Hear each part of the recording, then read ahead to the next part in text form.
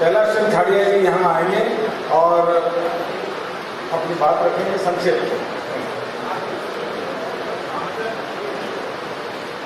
सर्वप्रथम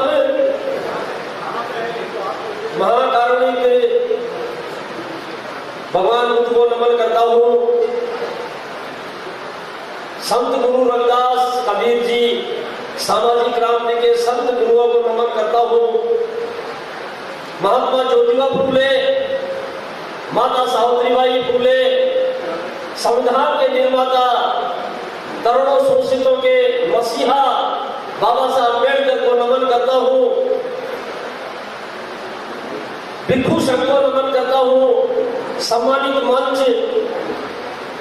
और भारतीय बौद्ध विकास समन्वय समिति के राष्ट्रीय अध्यक्ष अशोक बाबू सरस्वती जी, राष्ट्रीय सचिव चंद्रशेखर सेने जी, जिन्होंने मेरे को यहाँ बुला करके और इस मंच के माध्यम से बोलने का समय दिया, उनको भी नमस्कार करता हूँ। समस्त उपासक उपासकों सभी को नमो बुद्धाय, जय भीम। साथियों, भाई बहनों, मैं जयपुर जिले में विराटनगर, जहां सम्राट अशोक की धम्म स्थली है, वहां का रहने वाला हूं और मैं ऑलरेडी पहले से ही मिशनरी कार्य करता था। मुझे मानव काशीराम साहब के साथ और उनके संग में काम करने का मौका मिला। मैं उस बुद्ध विहार के लिए संघर्ष कर रहा हूं।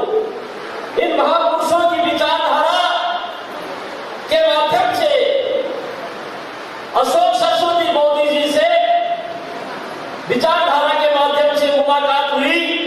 30 सितंबर दिल्ली में समता बुद्ध विहार में मेरे को बुलाया फोन करके। मैं इनके पास में आया और मुझे इन्होंने समझाया बहुत अच्छे तरीके से। मेरे समझ में आई कि वास्तव में ये जो समिति है, जो मिशन का काम होना चाहिए, वो ही कर रहे हैं। इन्होंने मेरे को बताया, खाड़िया जी, राजा महाराजाओं के किले जो खंडर पड़े थे, वो सरकारी पैसों से सुधर गए और उनमें व्यापार चल रहा है और वो मजे मार रहे हैं। और मंदिरों की तो बाढ़ आ गई। मंदिरों के अंदर आप लोगों के सामने है, आप सब बुद्धिमान लोग बैठे हैं, मेरे से ज्यादा जानते हैं मंदिरों के अंदर क्या हाल हो रहा है और इन्होंने इस भारत का क्या हाल कर दिया। साथियों, बुद्ध विहार क्यों नहीं सुधर रहे? राज्य सरकार और भारत सरकारों का उधर क्यों नहीं ध्यान जा रहा? ये जो चारों कोणों पे शंकराचार्य बैठे हुए हैं, ये मनुस्मृति लागू करने वाले लोग, भारत को हिंदू राष्ट्र बनाने वाले लोग, ये हमारे दुश्मन, इनको हमें समझना होगा और बाबा साहब अम्बेडकर का सपना साकार करना होगा। बौद्ध में भारत बनाना होगा। हम सबको भाईचारा बना करके मिलजुल करके काम करना होगा। मैं बाबू सरस्वती के निर्देशानुसार कुछ 17-18 लोगों को पाली भाषा की परीक्षा के लिए भी मैं उनको बिठाया और इनके निर्देश में मुझे ज्ञान नहीं था पाली भाषा का, फिर भी मैं इनसे पूछता रहा और 17-18 लोगों को मैं उनको बिठाया और इनको बताया साहब, और मैं इनके निर्देशानुसार, समिति के निर्देशानुसार काम करता रहूंगा। मैं यहाँ पूरा में वादा करके जाता हूँ और मैं निवेदन करता हूँ समिति से, एक बार सम्राट अशोक की धम्म स्थली विराटनगर की तरफ भी ध्यान दे। ये कैलाश खाड़िया दिन रात आपके लिए तैयार है। और मैं ज्यादा बात नहीं कह करके मैं अपनी वाणी को विराम देता हूँ। जो झुकना जानता नहीं, जो झुकना जानता नहीं, उन्हें इंसान कहते हैं।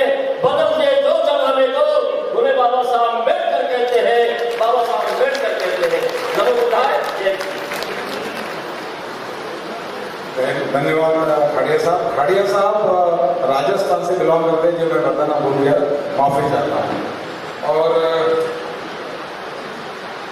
अगले प्रतिनिधि है आज के सत्र के लिए प्रशांत वाघमारे जी को मैं यहाँ आमंत्रित करता हूँ कि मराठवाड़ा को रिप्रेजेंट कर रहे हैं, तो वो आके यहाँ अपनी बात रखेंगे। नमो बुद्धाय। मराठवाड़ा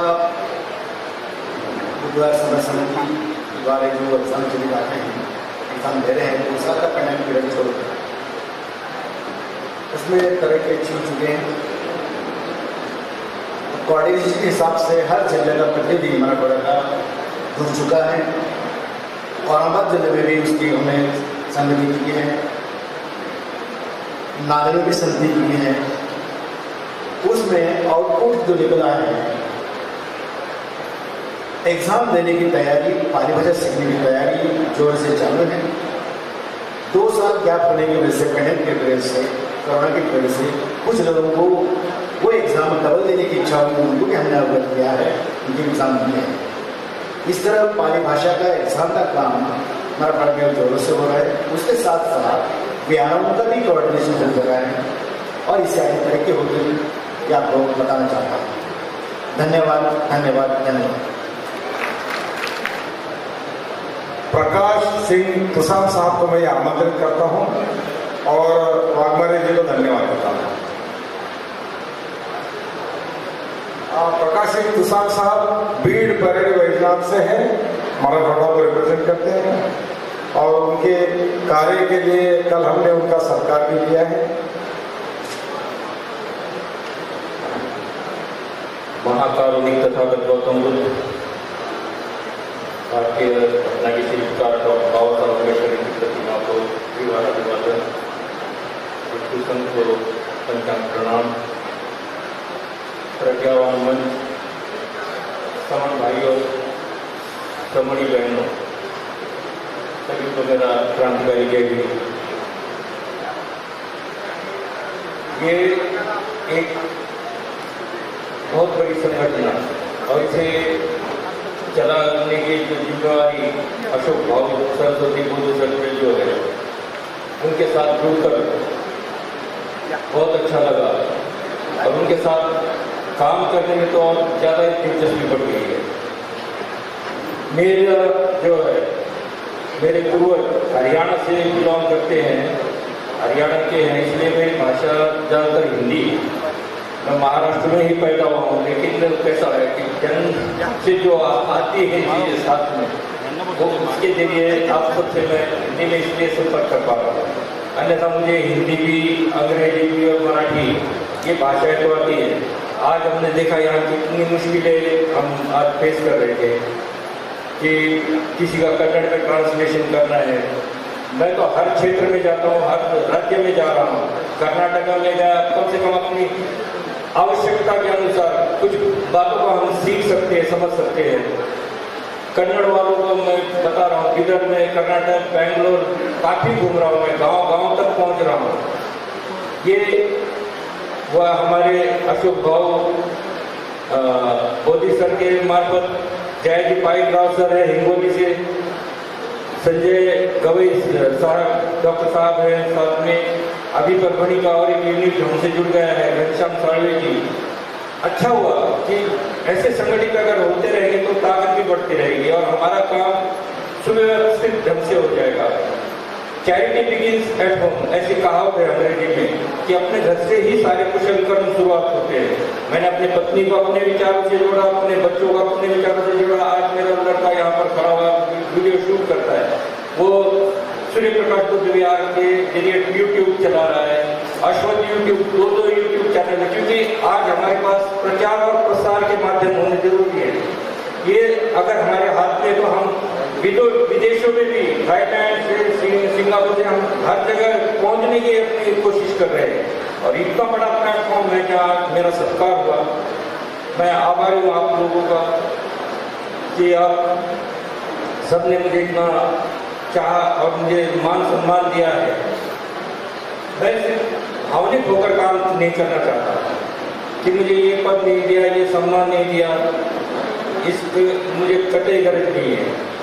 मैं बाबा साहब का एक सच्चा सिपाही कहलाना चाहूँगा कि हमें अपने बच्चों को क्या हस्तांतरित करना है। तो ये है, आज वो यहाँ टैच हो गया है, कल मैं रहूँ ना रहूँ, क्योंकि इस जीवन का कोई भरोसा नहीं है।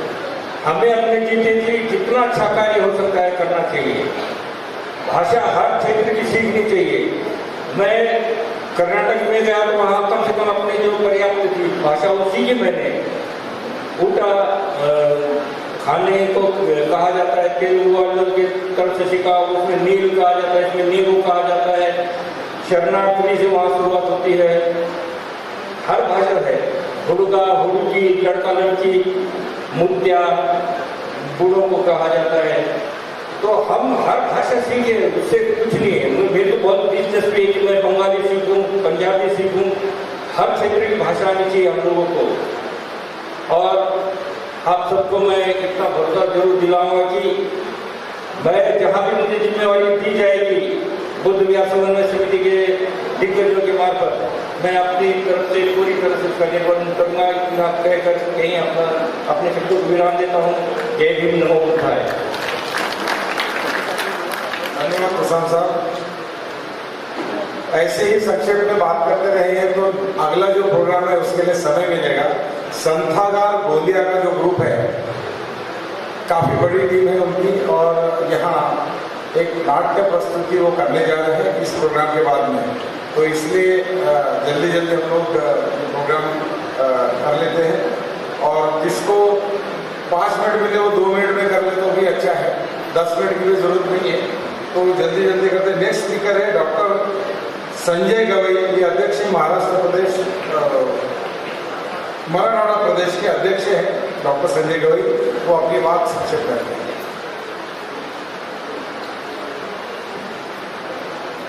महाकारुणिक तथागत बुद्ध महामानव डॉक्टर बाबासाहेब आंबेडकर यांना सर्वप्रथम मैं विनम्र अभिवादन करता हूँ।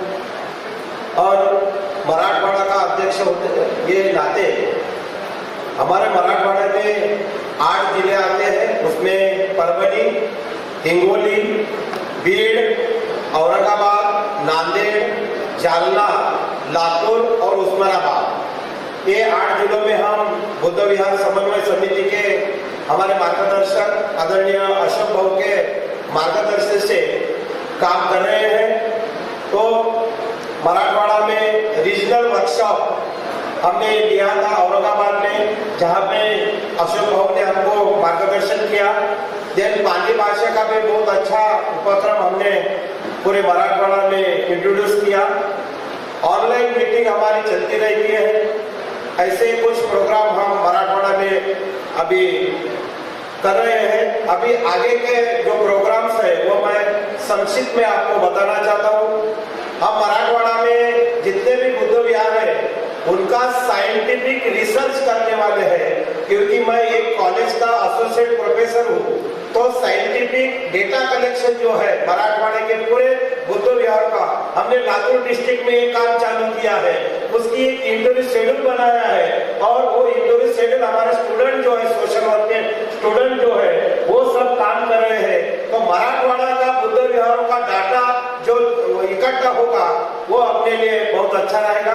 देन बाद में जो पाली भाषा होती है, ये पाली भाषा केवल अपने बुद्ध विहार में होती है। हमारे लातूर में पाली भाषा पढ़ाने वाले 4 कॉलेजेस है, उनसे मैं मिला। अगले साल मैं ये पूरे कॉलेज में पाली भाषा के जो एग्जाम है वो अच्छी तरह से लेने का प्रयास करूंगा। और कल से मैं सुन रहा हूँ कि अगला अधिवेशन जो है, तीसरा अधिवेशन ऐसा मैं सुन रहा हूँ कि हमारे मराठवाड़ा में होगा। प्लेस का भी थोड़ी चर्चा औरंगाबाद की चल रही, परभनी की चल रही। अगर समन्वय समिति ये जवाबदारी हमसे लेती है तो हम सब ये तीसरा अधिवेशन जो है वो अच्छी तरह से करने का प्रयास करेंगे। फिर एक चौथी बात रख के यहाँ पे मैं मेरा मार्गदर्शन खत्म करने वाला हूँ। हमारे लातूर में खरोसा बुद्ध लेनी है, जिनकी अभी बहुत सारी बातें आ रही है, पेपर में न्यूज में भी आ रही है। एक खरोसा लेनी जो है बुद्ध लेनी है, लेकिन वहाँ के आजू बाजू के लोगों ने वहाँ पे कब्जा कर दिया है, तो वहां पे बनते सुबह नागसेन बंती जी है, यहाँ पे डॉक्टर यश कश्यप बंती जी है, वो हमारे लातूर में बहुत दिन से रहे हैं। तो भरोसा लेडी का पूरा संवर्धन करने की जवाबदारी अगर आप सहयोग करते हैं तो वो भी काम हम अच्छी तरह से करेंगे। और मैं अभी 4 प्रकार के लोग बताऊंगा, उसमें का जो 14 नंबर का जो प्रकार है उसके ऊपर हम ज्यादा काम करेंगे। मैं बहुत सारे लोग ऐसे देखता हूँ कि कुछ लोग फैमिली में कैसे होते हैं, खुद बिहार में जाते हैं लेकिन घर के लोग बिहार में नहीं आते हैं। हाँ, ये पहला प्रकार है। हमारी आजी बाई आपने मांग हिला रही है, हाँ हाँ बोल रही है। पहला प्रकार है जो खुद बिहार में जाते हैं लेकिन फैमिली मेंबर वहां पे नहीं जाते हैं। दूसरा प्रकार ऐसा है, फैमिली के मेंबर जाते हैं बुद्ध विहार में लेकिन खुद नहीं जाता है। तीसरा प्रकार यह है, फैमिली भी नहीं जाती है और खुद भी नहीं जाते हैं, लेकिन हम सब मराठवाड़े के लोग अभी 4था नंबर पे काम करेंगे, जो खुद भी बिहार में जाएंगे और हमारे आपकी फैमिली को भी बुद्ध विहार में लेके जाएंगे। मुझे बोलने का यहाँ पे अवसर दिया, इसीलिए बुद्ध विहार समन्वय समिति का मैं शुक्रगुजार हूँ। धन्यवाद। जय हिंद। साधु डॉक्टर रवि को। इसके बाद में काफी समय से मतलब महिलाओं को प्रतिनिधित्व नहीं मिला है, तो मैं यहाँ आमंत्रित करता हूँ प्रमिला सोनवणे जी को, प्लीज मंच पर।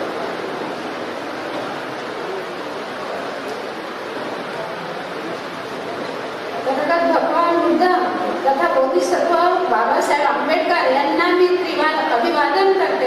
आणि त्याचप्रमाणे और प्रॉब्लम आ गया हिंदी और मराठी का, तो हमारे अध्यक्ष अगर हिंदी में मराठी घुसा सकते तो मैं भी हिंदी में मराठी घुसा सकते, ऐसी बात हो गई।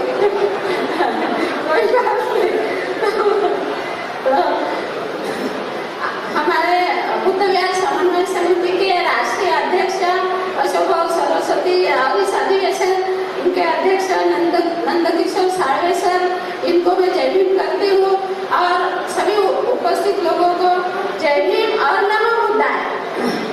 तो हमारे समिति के बारे में जो हम काम कर रहे हैं वही हमको बताना है, ऐसा आदेश है हमको। तो हमारी समिति की स्थापना जो है 2014 में हुई है और 2014 के पहले जो है तो नागपुर में 2020 में अधिवेशन हुआ था, फिर उसके बाद में कोरोना लग गया तो सब स्टॉप हो गया। तो अभी उसके बाद में जो है समिति राष्ट्रीय यानी हर स्टेट में हमारा एक तो भी सदस्य है और हर स्टेट में पूरे भारत में हमारी समिति काम कर रही है। हम नागपुर के लोग जो है तो अभी हमारे समिति में क्या क्या करते हैं, पाली भाषा का प्रचार प्रसार करने के लिए हम पाली की परीक्षा लेते हैं। और परीक्षा लेने का हमारा उद्देश्य क्या है, हमारे जो बौद्ध धर्म के जो सांस्कृतिक कार्यक्रम है जिसे हम परित्राण कहते हैं, मंगल विधि है या इंग्लिश में साक्षात्कार विधि, ये जो है इस कार्यक्रम में एक सूत्रता नहीं है। तो इस कार्यक्रम में एक सूत्रता लाने के लिए पाली भाषा का प्रचार प्रसार करना जरूरी है। तो इसलिए हम पाली भाषा के प्रचार प्रसार करने के लिए पाली भाषा की परीक्षा लेते हैं। और परीक्षा की विशेषताएं क्या है, एक 10 साल का बच्चा भी ये परीक्षा दे सकता है और एक 80 साल का 90 साल का वृद्ध भी ये परीक्षा दे सकता है। इसलिए बड़े लोगों को परीक्षा देने में बड़ा आनंद आता है। तो उसके बाद में 2020 के बाद में हमारी एक महिला विंग की स्थापना की और वो महिला विंग हफ्ते के दूसरे संडे को सब इकट्ठा आते थे और अपनी चर्चा करते थे, लेकिन उसके बाद में कोरोना आ गया तो वो काम स्थगित हो गया। तो अभी हमारी महिला यानी पूरे महाराष्ट्र में 30 जिले हैं, तो हमें करना क्या है, तो हमें एक महिलाओं का कैडर बनाना है। तो हमारे महाराष्ट्र में जो 30 जिले हैं तो एक जिले में से 10 महिलाएं हमको कार्यकर्ता महिलाएं बनाना है और बाकी बचे स्टेट से 200 महिला, लेकिन महिलाओं का कैडेट यानी खड़ा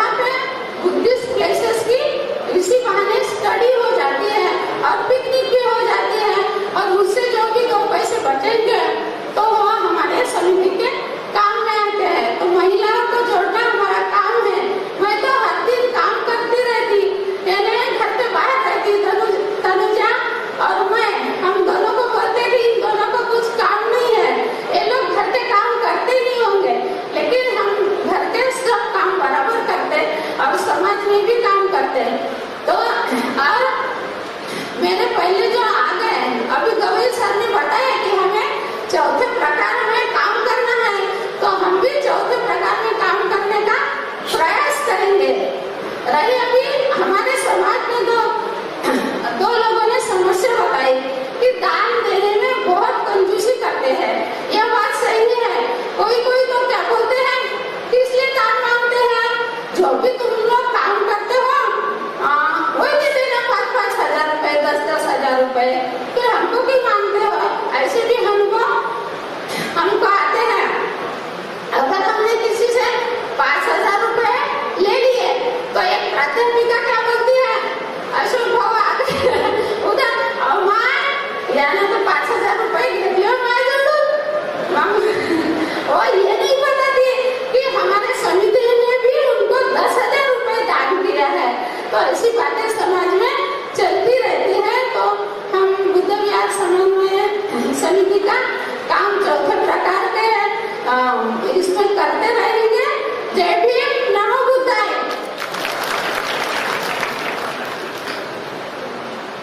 प्रमिला ताई बहुत होशियार है, मेरी बेटी आने के पहले खत्म कर दिया उन्होंने। 5-5 मिनट में मतलब ही अपना बात रखनी है। मैं सुब्रमण्य जी को तमिलनाडु से वो प्रतिनिधि है और सेक्रेटरी के तौर पर बुद्ध समय समिति का काम कर रहे हैं, तो वो अपनी बात 5 मिनट में रखेंगे। अंग्रेजी में बात करेंगे, मैं इंग्लिश में कोशिश करता हूँ।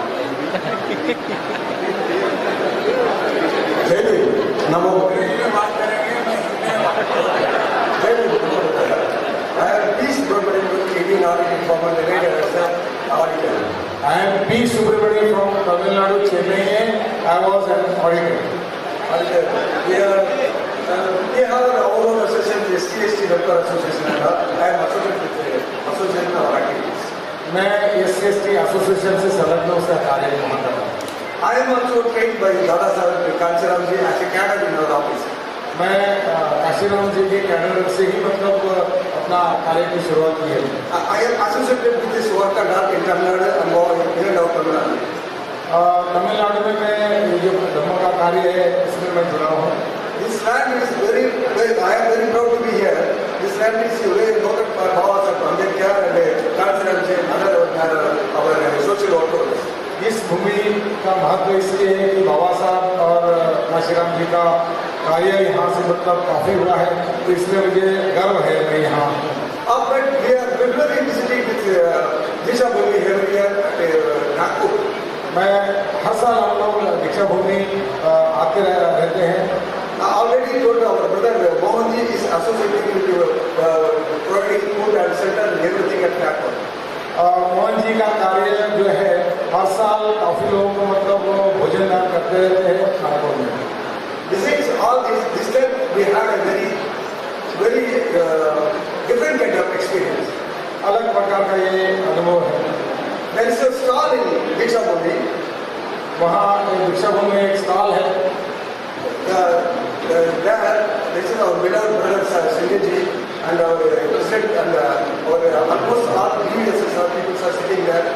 पिछले साल जब मैंने दीक्षा भूमि में विजिट की तो वहाँ मैंने बुद्ध समय के स्टॉल को भेंट दी और वहाँ मैं शेंडे जी से मुखातिब हुआ और समय समिति के लोग मुझे मिले। I am very awestruck to note that Sanjay ji is when they coming, he used to cut cloth of Tamil Nadu. Yes, I told him, I can talk on how because I work in Hindustan photo films, I can very easily understand Tamil and I can very easily connect with it. जब मेरी बात हुई शेंडे जी से तो मुझे जानकर बड़ी खुशी हुई कि वो तमिल जानते हैं और हिंदुस्तान फोटोग्राफी में कार्यरत है। Yes, given a compliment. उन्होंने अपना एक पैम्फलेट भी दिया, एक पत्रक दिया।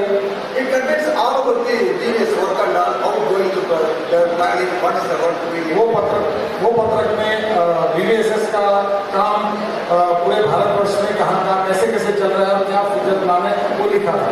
Dhananjay Singh ji used to talk with us and we had a very close contact with him. बार शिंदे जी हमसे बात करते रहे और हम हमेशा संपर्क बनाए रखे। So now it is a very rare phenomenon that the second national conference is held at this place. We are not sitting and 11 of our members came and we are sitting here and we are enjoying it. मैं यहाँ खुश हूँ यहाँ आकर कि ये दूसरा राष्ट्रीय अधिवेशन यहाँ हो रहा है। Singh ji told that don't worry, everything you are producing, you are not recording and everything. Shinde जी बताया मुझे कि यहाँ खाने पीने का इंतजाम है, रहने का इंतजाम है। It is very what is called very thankful to Mr. Shineji and our previous people. हम लोगों को बड़ी खुशी है कि शेंडे जी और बाकी यूएसएस के लोगों से मिलने में और बात करने में। Yes, I come to Tamil Nadu. Tamil Nadu, we are having various unit at village level, Buddha Vihars. Buddha विहार बुद्ध विहार तमिलनाडु में भी है, बहुत ज्यादा मात्रा में नहीं है लेकिन है। There are splitted group only. Speeded group अलग अलग इसमें बटे हुए हैं वो ग्रुप्स वहाँ। Under the able guidance of our BSS, we want to unite all the Buddha Vihars and we want to form our better unit at Tamil Nadu. बुद्धियार समन्वय समिति के मार्गदर्शन में हम सबको इकट्ठा लाना चाहते हैं तमिलनाडु में। Nowadays, Buddhism very possibly spreading in Tamil Nadu. Buddhism काफी मतलब तेज गति से मतलब काम चल रहा है तमिलनाडु में। We work there. In Tamil Nadu, we have this kind of conference in Tamil Nadu. In that country, I invite one and all to come and see our land and enjoy our work and all. मैं आप सभी को आमंत्रित करता हूँ तमिलनाडु में आने के लिए, हमारा कार्य देखने के लिए। आपको जरूर खुशी होगी। I am one and all thankful. मैं सबको धन्यवाद देता हूँ और जय भीम, नमो बुद्धाय कहता हूँ। मैं इस खास आदमी को 5 मिनट के लिए यहाँ बुलाता हूँ, जो अपना रूटीन वर्क है वो छोड़कर उसमें एक अच्छा मोड़ देने की क्षमता उनमें है और तबीयत खराब होने के बावजूद भी बम्बई में वो बहुत काम करते हैं। उन्होंने समाज को जोड़ने के लिए जो खेती से संबंधित, खेती और बुद्ध विहार, खेती और समाज का क्या रिलेशन है, तो ऐसा एक क्षेत्र उन्होंने चुना और वो काम कर रहे हैं। हालांकि हम नहीं चाहते कि वो ज़्यादा दौड़ धूप करें, लेकिन वो सुनते भी नहीं और वो करते हैं। मैं उनको सलाम करता हूँ। आदरणीय हमारे अशोक दादा जाधव बम्बई।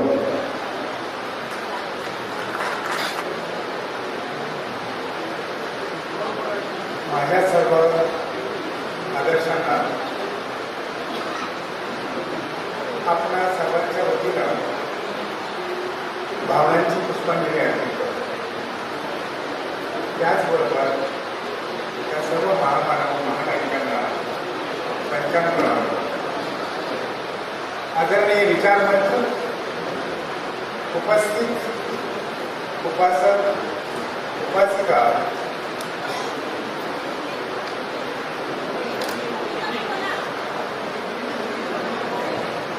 सारी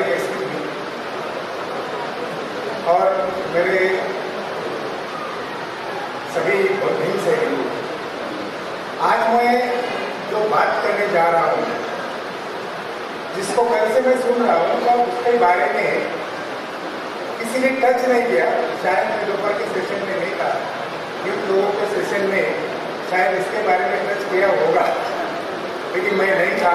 लेकिन आज मात्र संभाजी गायकवाड़ ने ये इस बारे में बात किया, वो बात है। मैं जो बात करने जा रहा हूँ वो बुद्ध विहारों का अर्थशास्त्र के बारे में बात करने जा रहा हूँ, बुद्धिस्ट इकोनॉमी के बारे में बात करने जा रहा हूँ, समन संघ के बारे में बात करने जा रहा हूँ। संघ की ताकत क्या है ये सब जानते हैं, समन संघ जानता है, लेकिन वो काम एक्सलेंट करने के लिए कैटेलिस्ट कैसा बन सकता हूँ, ये सोच के मैं यहाँ पर हमें जब हमारे समाज की बात करने के पहले मैं एक एग्जाम्पल है। 70 साल पहले एक निर्वासित समाज भारत देश में आया, चॉकलेट, गुड़िया, बिस्कुट बेच रहा था।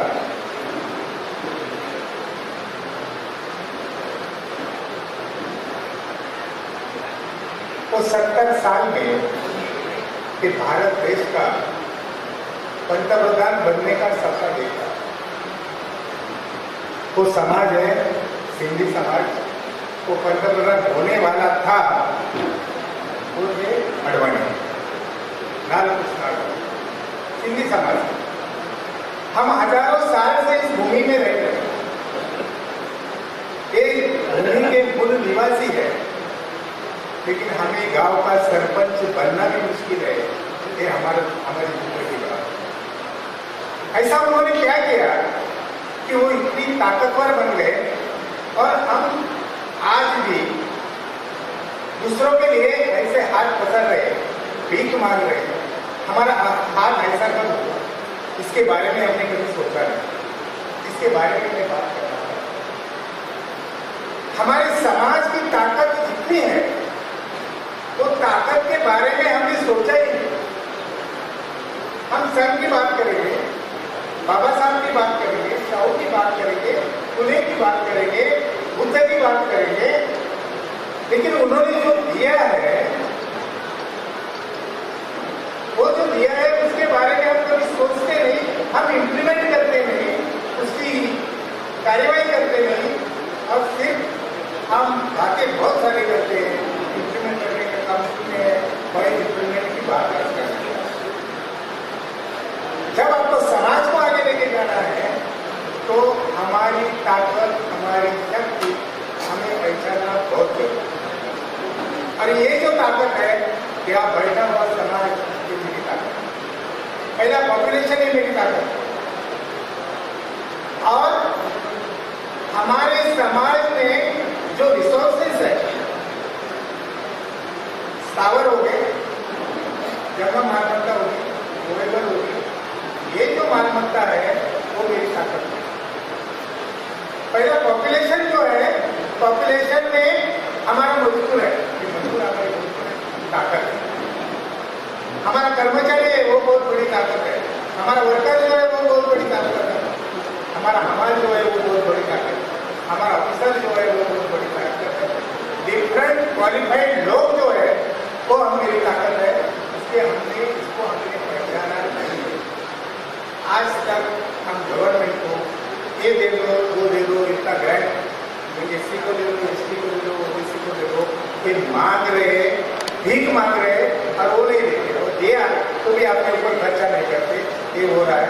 आज के बाद हमें, मैं जो बात करने जा रहा हूँ, तो 5 मिनट में मुझे समय दिया है, उसमें होना बहुत बहुत मुश्किल है।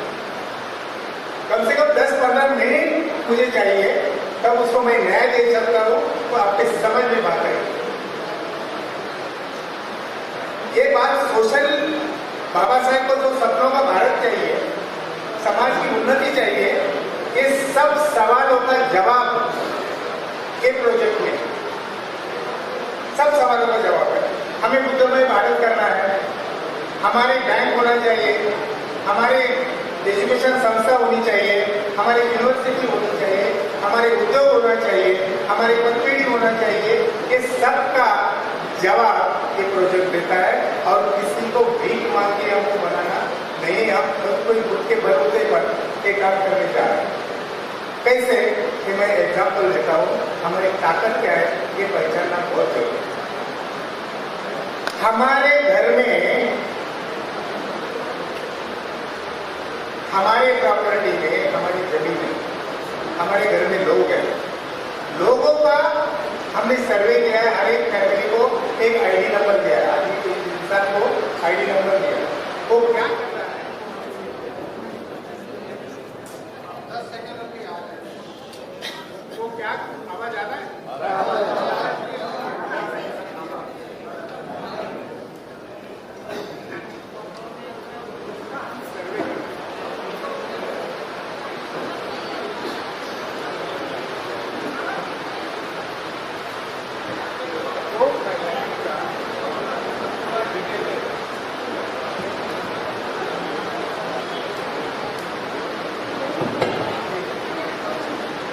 वो सर्वे में हम फैमिली का वो प्रमुख क्या कर रहा है, उसकी बीवी क्या कर रही है, उसको बच्चे कितने हैं, उनका एज कितना है, कौन से क्लास में पढ़ रहे हैं, कि जॉब कर रहे हैं, इसके बारे में डिटेल दे रहे हैं। उसके साथ साथ उसको लैंड होल्डिंग कितना है, वो फ्लैट में रहता है, झोपड़ी में रहता है, कहाँ रहता है, उसके बारे में डिटेल ले रहे हैं। उसके पास व्हीकल कितना है, बाइक कितना है, जीप कितना है, कार कितना है, हमारा ट्रक कितना है, ये सब हम डाटा कलेक्ट कर रहे हैं। उसका ऐप बनाया है और ऐप में ऐड करके हर एक क्रेडिट नंबर का आईडी नंबर से हम उसका कलेक्शन करते हैं। यहाँ इंश्योरेंस सेक्टर के कितने लोग हैं, हाथ ऊपर करो। इंश्योरेंस सेक्टर में काम करने वाले कितने लोग हैं? ठीक है, लाइफ इंश्योरेंस निकालने के लिए वो कमीशन रहता है एजेंट को, कम से कम महीने में हर साल में 12 करने पड़ते हैं, उसका रिन्यू होता है। ये कमीशन 30-40% तक जाता है। इक्विटी नहीं तो इंश्योरेंस होगा तो 30-40% होता है। हर एक का 10,000 पर ईयर से भी पकड़ेंगे तो हमारा कितनी पॉपुलेशन है, वो पॉपुलेशन से 30-40% अमाउंट निकालेगा तो हर साल हमें 10 साल का होगा तो 10 साल तक हमें उतना अमाउंट मिल सकता है। हमारा बाइक है, बाइक का इंश्योरेंस निकालते हैं, अपना ट्रक का, जीप का, व्हीकल का हम जनरल इंश्योरेंस निकालते हैं, प्रॉपर्टी का जनरल इंश्योरेंस निकालते हैं, उसमें भी पैसा बहुत आ सकता है। हमारा समाज 2 भागों में बटा हुआ है, एक ग्रामीण भाग में और एक सिटी में। ग्रामीण भाग में जो लोग बैठे हैं वो उनके पास थोड़ी बहुत खेती है और वो खेती का जो प्रोडक्शन करते हैं तो प्रोडक्शन में उनको जैसा चाहिए वैसा इनकम नहीं मिलता। और वो जो प्रोडक्शन करता है वो जब सिटी में आता है तो उसके कई गुना चढ़ा के हमारा भाई को सिटी का में रहता है वो लेता है। मैं एग्जाम्पल देता हूँ, सपोज हमारे बम्बई में 10 लाख फैमिली रहती है, गांव का आदमी हमारा खेती में ज्वार का पीक लेता है, 1 क्विंटल ज्वार का भाव आड़त में जाके उसको 1,000 रुपए क्विंटल मिलता है। वही ज्वार जब बम्बई में आती है तो 60,000 रुपये 6,000 रुपये क्विंटल से देना पड़ता है।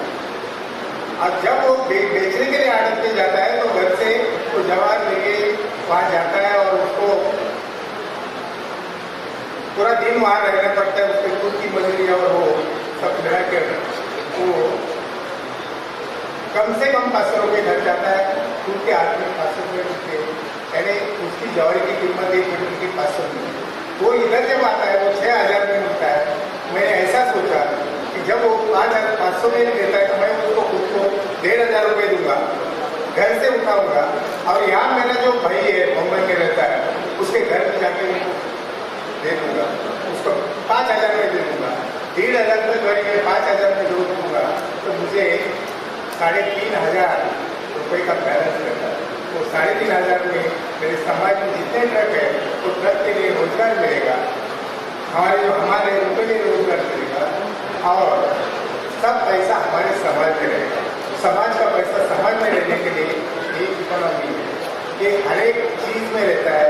समझो 1 लाख 10 लाख फैमिली है, 1 लाख क्विंटल का भी मुझे ऑर्डर मिला तो 10 करोड़ में समाज का पैसा समाज के फायदा कर दूंगा और 10 करोड़ का जो सिटी में रहता है उसका भी फायदा करूंगा। और मेरे पास 1,500 करोड़ 1,500 रुपये ट्राइवल में गया, हमारी में गया तो 2,000 मेरे को रहता है, 30 करोड़ का फायदा रहता है। एक आइटम 30 करोड़ का फायदा रहता है। तो कितने आइटम हमारे पास है वो सब आइटम का भी हम चर्चा करेंगे तो बहुत सारा है, बहुत बड़ा सब्जेक्ट है। और एक एग्जाम्पल देके एक एग्जाम्पल देके मैं बात मेरी खत्म करता हूँ।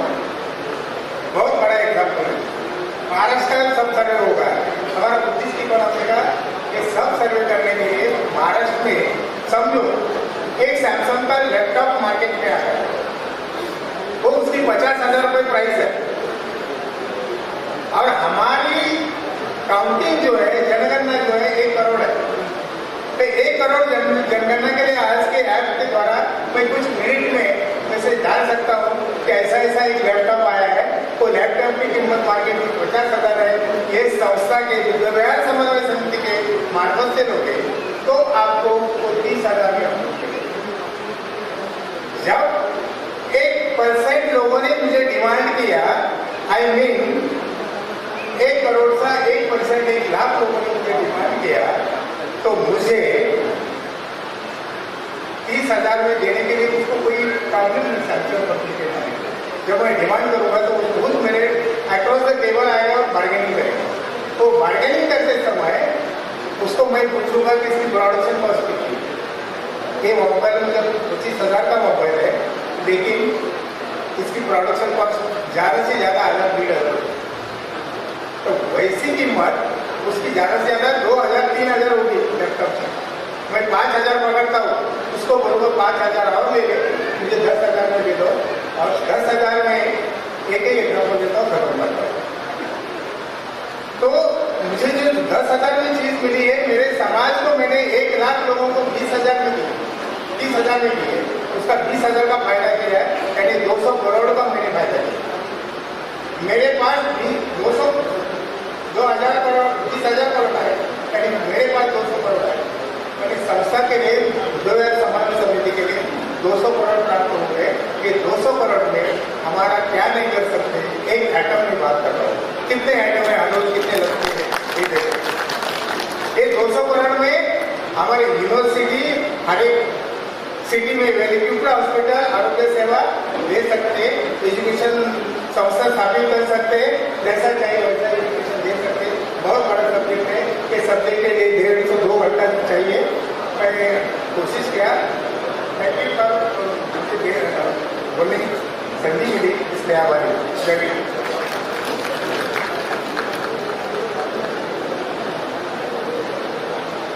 धन्यवाद दादा साहेब।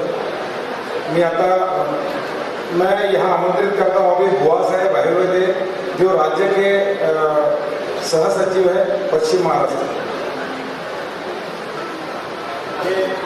आए जेल में काफी व्यस्त है, इधर उधर भाग रहे थे, मैं इनको पहले महाकारुणिक तथागत भगवान गौतम बुद्ध, भारतीय घटने के शिल्पकार बोधिसत्व परम पूज्य नेते डॉक्टर बाबा साहेब आम्बेडकर, सब महापुरुष और महामानव महामाताओं को मैं प्रणाम करके मंच पर उपस्थित सभी मान्यवरगण, इनका मैं तहे दिल से स्वागत करता हूँ। यहाँ पे पुण्य ऐतिहासिक भूमि है, जहाँ पे बहुत सारी गुफाएं और शिलालेख वाले लेनिंग है, जहाँ पे शिक्षा की शुरुआत महिलाओं के प्रथम स्कूल पहली पाठशाला जहाँ पे बनाई गई, वहाँ बेड़ेवाड़ा में पूना के अंदर है। और ऐसे बहुत सारे हिस्टोरिकल प्लेसेस में आज ये बुद्ध विहार समन्वय समिति का राष्ट्रीय अधिवेशन के दूसरा अधिवेशन यहाँ पे संपन्न हो रहा है। दूसरे दिन का द्वितीय सत्र में मुझे यहाँ थोड़ी बात रखने की हमें परमिशन मिली है, उसके लिए मैं अशोक भाव सर्वसदस्य तहे दिल से स्वागत करता हूँ और उनका अभिनंदन करता हूँ। यहाँ पर पश्चिम महाराष्ट्र के अंदर बुद्ध विहार समन्वय समिति का कार्य पिछले 3-4 सालों से चल रहा है, थोड़ी धीमी गति से चल रहा है और चल रहा है। जैसा भी चल रहा है बहुत अच्छे तरह से चल रहा है। पश्चिम महाराष्ट्र के अंदर बुद्ध विहार इनका समन्वय यानी बौद्धों का समन्वय है। इसके बहुत सारे बौद्ध विहार में हमने डाटा कलेक्ट किया। हमारे मान्यवर शरद यादव सर जी है, गाना सर जी, इनके माध्यम से हमने बुद्ध विहारों का डाटा कलेक्ट किया है। पूना के अंदर और पिपरी चित्तौड़ के अंदर 286 टोटल कुल मिला के बुद्ध विहार है। उनमें से 86 विहारे पिपरी चित्तौड़ में है। हम पड़गन सर के नेतृत्व में हर एक विहार में जाके हमने डाटा कलेक्ट किया। वहाँ की इतना बहुत हमने तो माहिती जमा कर ली। थोड़ा दुख की बात यह है कि विहार जैसे होना चाहिए है वैसे विहार एक्टिव नहीं है। कुछ उंगली के ऊपर गिरने वाले विहारों ही एक्टिवेट है। मैं उनको बहुत धन्यवाद देता हूँ, उन्होंने एक्टिवेट रखे हैं। डॉक्टर बाबा साहब आम्बेडकर का जो विजन है विहारों के बारे में, वो विजन पश्चिम महाराष्ट्र करने के लिए पूरी ताकत के साथ यहाँ पे हम लोग काम करेंगे। हर एक छोटा छोटा गांव में जाके बौद्ध विहारों में संस्कार वर्ग का निर्माण करेंगे, पाली भाषा का अभ्यासक्रम चालू करेंगे और बुद्ध विहार समन्वय समिति के अंदर हम पश्चिम महाराष्ट्र के अंदर बहुत बढ़िया सा काम करने के यहाँ पे हम पुणे की तरफ से मैं ग्वाही देता हूँ। यहाँ पे ये जो सम्मेलन संपन्न हो रहा है इसके लिए आप सभी लोग जो दान देते हैं, जिन्होंने 10 रुपए, 5 रुपए, 100 रुपए, 1000 रुपए, लाखों रुपए का दान दिया है पुणे के अंदर से, उनका मैं बहुत अभिनंदन करता हूँ। और गर्व की बात यह है कि पुणे के अंदर हमें जिन्होंने प्रैक्टिकली ग्राउंड लेवल पे काम करके हाथों से सहयोग दिया है, वो आलमगी की मेंबर, सभी मेंबर हमारे रणवीर साहब है, उनकी टीम है, उनको भी धन्यवाद देता हूँ। और उनसे भी मैं अनुरोध करता हूँ कि आगे भी इसी तरह से हमें सहयोग मिले, बुद्ध विहार समन्वय समिति का कार्य आगे ये कार्य चलता रहे, इसके लिए मैं सबको विनती करता हूँ। मैं इतना ज़्यादा बड़ा वक्ता नहीं हूँ, पहली बार मैं यहाँ बात कर रहा हूँ, वो भी हिंदी में बात कर रहा हूँ। कुछ गलती हो गया तो मुझे माफ़ कर देना, व्यासपीठ मुझे माफ़ करेंगे और मुझे यहाँ बोलने का मौका दिया, उसके लिए मैं पुणे की टीम की तरफ से और बुद्ध विहार समन्वय समिति आयोजक संयोजक टीम का मैं यहाँ पे अभिनंदन करता हूँ। यहाँ पे हमारे जो साथी है उनका नाम उल्लेख करेंगे, बहुत 2 मिनट ज़्यादा है। पुणे के अंदर के पिंपरी चिंचवड़ में हमारे साथी रमेश मोदी सर है, शरद यादव जी है, शशिकांत त्रिकोटे है, अन्ना बंसोड़ी जी है, मैं खुद भी हूँ, पान पाटिल साहब है। परदन सर के नेतृत्व में हमने दिन रात मेहनत करके हमने हर एक जगह जाके जो चंदा निर्माण किया है, दान लिया है, उन सब दानदाताओं के लिए एक बार तालियां होनी चाहिए। यहाँ पे हमारे मार्गदर्शक लगर दादा भी है और हमारे रामतेज साहब है, कपिल नरवड़े है, इन्होंने बहुत लगान से काम किया है, इतना लगान से काम किया है कि हम लोगों ने घर बार 15 दिन से तो देखा ही नहीं है। तो ये कार्य हम लोग आगे चलता रहेगा। चलता रहने के लिए हम लोग पूरी ताकत के साथ पुणे वाली टीम भवा के साथ है, हम आगे बढ़ेंगे, बढ़ते रहेंगे, जोड़ेंगे, जीतेंगे, जोड़ते रहेंगे, सब समान हम एक काम करेंगे। जय हिंद।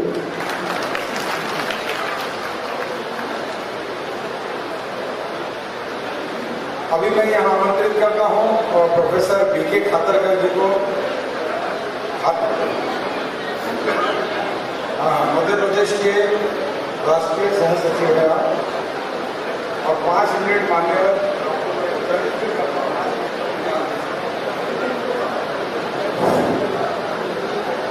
सदियों से जो धुंधली थी वो तस्वीर बदल दी, हर सोच की हर फिक्र की तासीर बदल दी।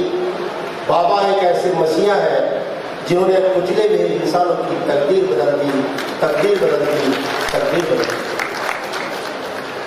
महाकारुणिक तथागत गौतम बुद्ध, सामाजिक क्रांति के पितामह महात्मा ज्योतिराव फुले और बहुजन समाज में जन्मे तमाम संतों गुरुओं को मैं इस बुद्ध विहार समन्वय समिति के 2य राष्ट्रीय अधिवेशन में अपना विनम्र अभिवादन प्रस्तुत करता हूँ। आज इस धम्म पीठ पर आसीन सभी गणमान्य उपासक उपासिका अतिथिगण और इस समिति के राष्ट्रीय अध्यक्ष माननीय अशोक सरस्वती बोधी, जिनको मैं प्यार से अशोक भाऊ कहता हूँ, सम्मानीय उपासक उपासिकाएं और आयोजक साथियों, सिर्फ 5 मिनट मिले हैं, मैं 5 मिनट में अपनी बात यहाँ पर रखूँगा। मैं यहाँ पर मध्य प्रदेश के बैतूल जिले की मुल्ताई तहसील से आया हूँ और पहले मैं विचार करता रहा कि मुझे जाना चाहिए या नहीं जाना चाहिए, पर मुझे अंत में निर्णय लेना पड़ा कि यहाँ जाना ही चाहिए। क्यों? क्योंकि अशोक भाऊ सरी के व्यक्ति पूरे महाराष्ट्र के साथ साथ पूरे देश भर में में रात दिन काम करके अकेला ही चला था जाने की मंजिल, लोग मिलते गए, कारवां बनता गया, ऐसा काम करने वाले हमारे अशोक भाऊ, इनके लिए हम लोगों को जोरदार तालियां बजाना चाहिए कि अशोक भाऊ एक ऐसी, जब 2014 में बुद्ध विहार समन्वय समिति नहीं बनी, उसके पहले से मैं अशोक भाऊ के साथ काम किया हूँ और मुझे मालूम है कि वो जिंद के बहुत धनी व्यक्ति है और सबसे बड़ी चीज नैतिक व्यक्ति है और नैतिक व्यक्ति के पीछे बहुत बड़ा समर्थन खड़ा हो सकता है। मैं ज्यादा बात नहीं कहते हुए, जब महात्मा फुले इस धरती से शिक्षा बिना मति गई, मति बिना नीति गई, नीति बिना गति गई, गति बिना वित्त गया, वित्त बिना सुदृढ़, इतना अगर थे विद्या ने किया, ये बात तथा महात्मा फुले ने यहाँ से जानी और बाबा साहब अम्बेडकर ने भी यहाँ पर जो भीमापुरे गांव है वहां पर अपने महापुरुषों को मान वंदना लेने प्रति वर्ष आते थे। ऐसी भूमि से ये द्वितीय राष्ट्रीय अधिवेशन हो रहा है। तो एक सम्राट अशोक ने पूरे देश में बौद्ध धर्म की क्रांति की थी। हमारे अशोक भाऊ के नेतृत्व में बुद्ध विहार समन्वय समिति भी पूरे देश में इस भारत को, बाबा साहब का जो सपना था प्रबुद्ध भारत का, उसको पूरा करने की ओर हम लोग अग्रसर होंगे, ऐसा मैं आप सब लोगों से आह्वान करना चाहता हूँ।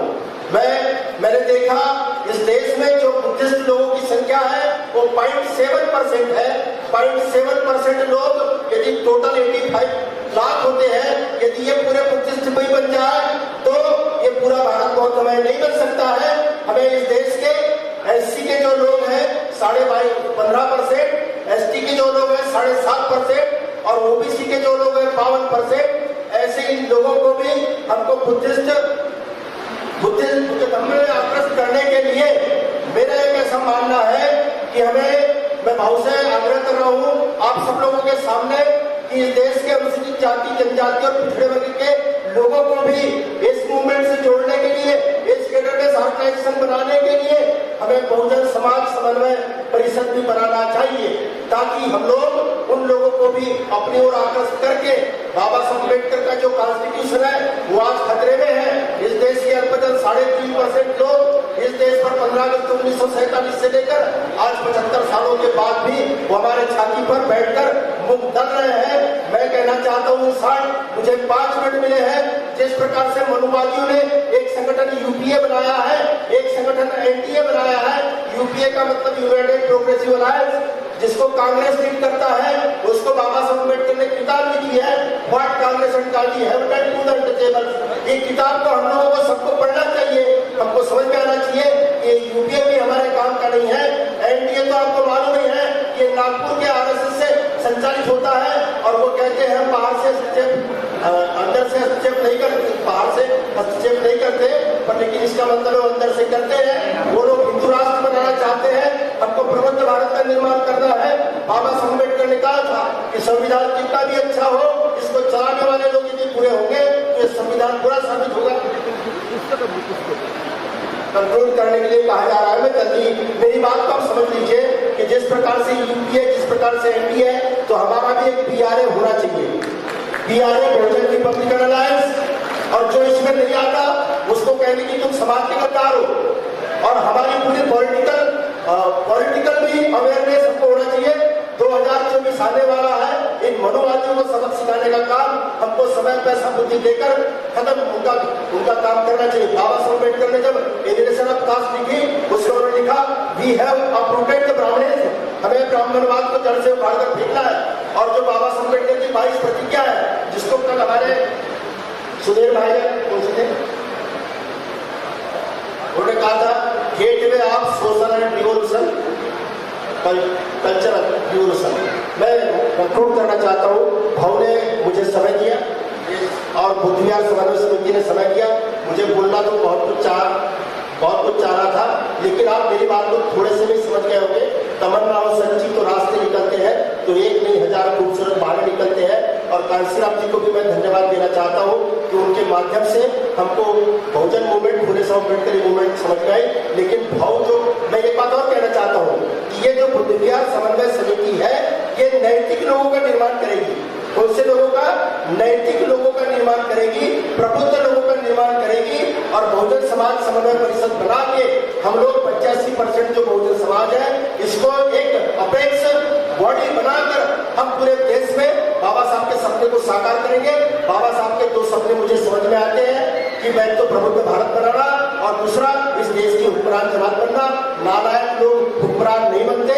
बुद्ध विहार समन्वय समिति नालायक लोगों को लायक बनाकर, बहुजन बनाकर, प्रबुद्ध बनाकर पार्लियामेंट और असेंबली के ऊपर कब्जा करके social, political, economical, religious movement को कामयाब करेगी। ऐसी आप सब लोगों से मैं उम्मीद करते हुए आपसे विदा लेता हूँ। आपने मेरे को ध्यानपूर्वक सुना, धन्यवाद। जय भीम, जय भारत, जय मजदूर समाज, जय संविधान। बाबा साहब अम्बेडकर अमर रहे, अमर रहे, अमर रहे। जय भीम, जय भारत। धन्यवाद। प्राध्यापक जी के हाथ में कहा गया वो छूटता नहीं है, लेकिन यहाँ दूसरे प्राध्यापक है कि वो खुद ही उन्होंने बोल दिया कि मैं बात नहीं करूँगा, तो ऐसा नहीं होता है। नेक्स्ट अशोक पंडागले जी जो है कोकण प्रदेश के अध्यक्ष, उनको यहाँ अशोक पंडागले जी।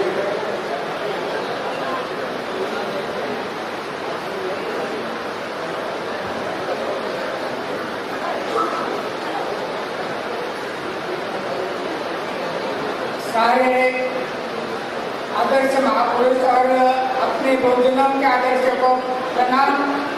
मंच पर आज के प्रतिनिधि सत्र का जो अध्यक्ष कर रहे हैं उनको और सभी वक्तागण, भिक्षुगण, उनको प्रणाम। उपस्थित सभी मेरे उपासक उपासिका सभी को प्रणाम। जय भीम, नमो बुद्धाय। साथियों, ये प्रतिनिधि सत्र है और एक प्रतिनिधि सत्र होने के कारण मैं जहाँ काम करता हूँ और क्या काम किया और आगे क्या काम करना चाहिए इसका लेखा जोखा आपके सामने रखने वाला हूँ। साथियों, जैसे कि अलीबाग में 30 से 22 तारीख अगस्त 20 और 22 तारीख तक एक राष्ट्रीय ये प्रशिक्षण शिविर हुआ। उस प्रशिक्षण शिविर को कामयाब बनाने के लिए हमने काम किया। उसके बाद मान्यवर अशोक मोदी साहब हमारे जिले में आए, उनका प्रशिक्षण शिविर 2 बार हमने लगाया, एक थाना में, एक कामोठा में। उसके बाद राष्ट्रीय अधिवेशन, पहला राष्ट्रीय अधिवेशन आया नासिक का, और नासिक का अधिवेशन कामयाब बनाने के लिए हमने जो चीतोड़ मेहनत की, हमारे साथ हमारे साथी जो कमलदाई हिंगोल है, उन्होंने अपनी उम्र का ख्याल रखते हुए उन्होंने हमको साथ दिया। आज भी उन्होंने क्या बड़ी उम्मीद के साथ बड़ी टीम लेके आया है, क्योंकि मैं मराठी में ज्यादा बोलता हूँ, हिंदी में मैं न्याय दे नहीं सकता हूँ, फिर भी मैं हिंदी की कोशिश कर रहा हूँ। साथियों, जैसा कि राष्ट्रीय अधिवेशन पहला हुआ नासिक में, और उस नासिक में अधिवेशन होने के बाद तुरंत 4 महीने में दूसरा राष्ट्रीय अधिवेशन आया। उसके पश्चात 4 महीने में दूसरा राष्ट्रीय अधिवेशन आया। हमारी इतनी भागदौड़ हुई, जो पैसा इकट्ठा करना है, क्या परीक्षा किसमें आई, परीक्षा का ख्याल रखना, परीक्षा एक पाली भाषा परीक्षा एक उपक्रम, ये अच्छा उपक्रम है, लोगों तक पहुँचने का उपक्रम है। उसके माध्यम से हमने परीक्षा ली। हमने 2017 में 4 केंद्रों में परीक्षा शुरू की थी, लेकिन आज हमने 15 केंद्रों पर हमारे जिले में और मुंबई इलाके में हमने 15 केंद्रों पर परीक्षा ली। उसमें हमने कम से कम 400 लोगों ने परीक्षा दी, 390 लोगों ने परीक्षा दी और उसका रिजल्ट अच्छा आया। सब लोग अच्छे मार्क्स लेके अच्छे गुणों से पास हुए। उसके बाद जो अपना प्रमाण पत्र वितरण करने का जो काम आया, वो बहुत सारे थाने जिले के पूरे तालुका में हमने प्रमाण पत्र वितरण किया। और हमने देखा हमारे जो परीक्षार्थी थे वो एमए करने वाले थे, जो परीक्षार्थी एमए कर रहे, डिप्लोमा कर रहे पाली में, वो लोग परीक्षा में बैठे थे। ऐसे में उन्होंने देखा कि परीक्षा में बहुत सारी त्रुटियां है, बहुत सारी गलतियां थी। उन्होंने मेरा एक ये सुझाव है कि आने वाले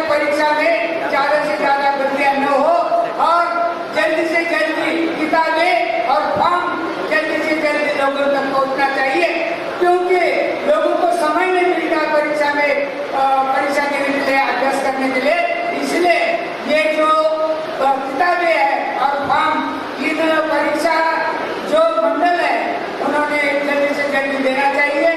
और हमने बुद्ध विहारों की लिस्ट बनाई है हमारे जिले में। मैं तो कोकण तक नहीं पहुंचा हूँ, रायगढ़ और अपना ठाणे जिला, मुंबई और पालघर यहाँ तक पहुंचा हूँ। और वहाँ से कुछ बुद्ध विहारों की लिस्ट बनाइए, उनके प्रमुखों की लिस्ट बनाइए और वो लिस्ट हम कल परसों ये व्हाट्सएप पर आप लोगों को ये देखने को मिलेगी। इतना बोलकर मैं मेरी दो शब्दों को विराम देता हूँ। जय हिंद, नमो बुद्धाय। धन्यवाद पटनागड़े जी। अब मैं यहाँ मंजूर करता हूँ त्र्यंबक भोटे जी को, जो विदर्भ प्रदेश को। मैं फिर आह्वान भी करता हूँ, कुछ वक्तागण ऐसे हैं कि जो नहीं बात करना चाहते, जो मुझे सूचित कर दे, उस समय भी मतलब बच जाएगा। मैं तो किसी को नहीं कर सकता।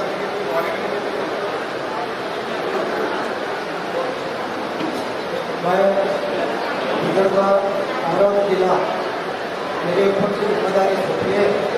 तो अमरावती जिले में जो विभाग है इसमें अमरावती, अकोला, वाशिम और बुलढाणा, यवतमाळ ऐसे 5 जिले में मैंने 2017 से पहाड़ी भाषा प्रतिष्ठान एवं बुद्धा विभाग समिति का जो लेखा जोखा रहता है उसकी नीति बनाना और वो केंद्रीय लेवल पर भेजना, ऐसा काम चल रहा है। पिछले 30 साल से मैंने बाबा साहब की जो 16वां भाषण है, जो बुद्ध पूजा लिखा है, उसके ऊपर ध्यान से सुनकर चिंतन कर और एक धम्मपत्नी गाथा मैंने 30 साल पहले जो बाबा साहब ने और बुद्ध ने जो काम करके बताया वो गाथा सुनाता हूँ और मेरा चंद्रगन गगन वापी उत्तरम अथवस्ती। चंदन का सुगंध होता है, चमेली का सुगंध होता है, सुगंधी फूलों का सुगंध होता है। इससे भी बढ़कर बुद्ध कहते हैं, इससे भी बढ़कर चंदनम तगनम वापी उत्तरम अथवस्ती। ये संघन जातानम शील रखो। ये सुगंधी फूलों से भी ज्यादा सुगंध किसका होता है? तो शील यानी अच्छी तमन्ना दिल में रखने वाले लोग जहाँ इकट्ठे होते हैं उसको शील आचरण करने वाले लोग कहते हैं। ऐसे आचरण करने वाले लोग बुद्ध विहार समिति में इकट्ठा होना चाहिए और आगे उनको ऊर्जा मिलना चाहिए। यही तमन्ना रखते हुए मैं मेरा भाषण समाप्त करता हूँ। जय हिंद।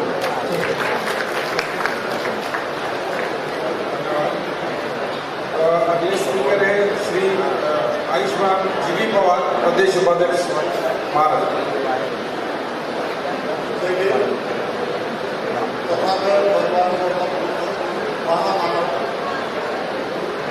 महामानव डॉक्टर बाबा साहब अम्बेडकर और उपस्थित 10 फीट के ऊपर सम्मानीय सभी सदस्य और उपासकों, बुद्ध विहार समन्वय समिति में मैं सन 1914 से आयुष्मान सरस्वती गोजी सर उनके साथ काम कर रहा हूँ। मैं जुलिया डिस्ट्रिक्ट में जुलिया, जलगांव और नंदुरबार वो तीनों जिले का काम अभी तो चालू करने का प्रयास कर रहा हूँ। तभी अभी जुलिया में 2014 से आज तक 2 बुद्ध विहार का काम एक कंप्लीट हो गया, दूसरा अभी प्रगति में है। उसका श्रेय सिर्फ बताकर अपने बहू सरस्वती बोली को ही मिलेगा, क्योंकि उनकी सभा जब हुई उनके बाद में ये सब प्रयास चालू है और वो अभी प्रयास कंप्लीट होने में आए हैं।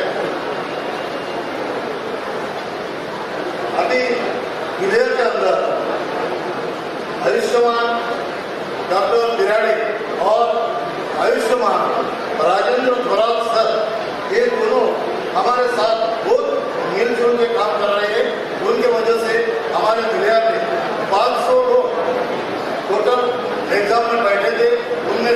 350 लोग परिचय को आए और वो बहुत अच्छे कुल मिलाकर पास हुए।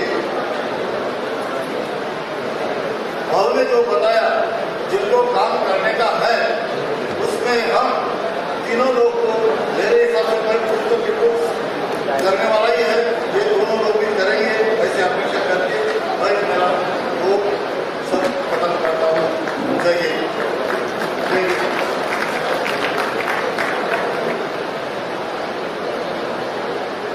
धन्यवाद।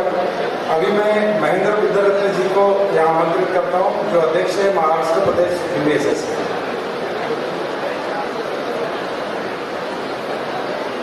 रूम नंबर 402 की चाबी जिस किसी के पास में हो वो पीछे बैक स्टेज में भत्ते जी के पास में हँडल कर। जय हिंद सर्वांना। हे प्रतिनिधी सत्र आहे। राज्यामधून वेगवेगळ्या रिजनमधून आणि राज्याच्या बाहेरून बरेच प्रतिनिधी या ठिकाणी आले, आपले विचार मांडले, काही लोकांनी आपल्या अपेक्षा व्यक्त केल्या। महाराष्ट्र प्रदेशचा अध्यक्ष म्हणून 1 वर्षापूर्वी मी या पदावर आलो आणि त्यानंतर मला संघटनात्मक बाबीवर बऱ्याच गोष्टी करता ओके। मैं 1 साल पहले इस संगठन का महाराष्ट्र प्रदेश का अध्यक्ष बना हूँ। ये संगठन की आवश्यकता और उसका महत्व कितना है ये आप लोगों को अभी पता चला होगा, और उसके बारे में जितना काम होना चाहिए था, जैसा काम होना चाहिए था वो अभी तक नहीं हुआ है। 60 साल का बैकलॉग बाकी है, ये सभी बैकलॉग भरने का और आगे का काम करने का सबकी जिम्मेदारी आप लोगों की है, जो यहाँ आप बैठे हैं। समन्वय समिति ये तो संगठन है, आपके पीछे खड़ी है, आपके पीछे खड़ी है, आपको ताकत देने की खड़ी है, ताकत देने के लिए खड़ी है, लेकिन काम आपको करना पड़ेगा। ये अधिवेशन को सक्सेस करने के लिए अभी किसी ने बोला कि वो 15 दिन गए नहीं है घर में, ये सक्सेस करने के लिए। मैं 1 साल से घर में नहीं गया,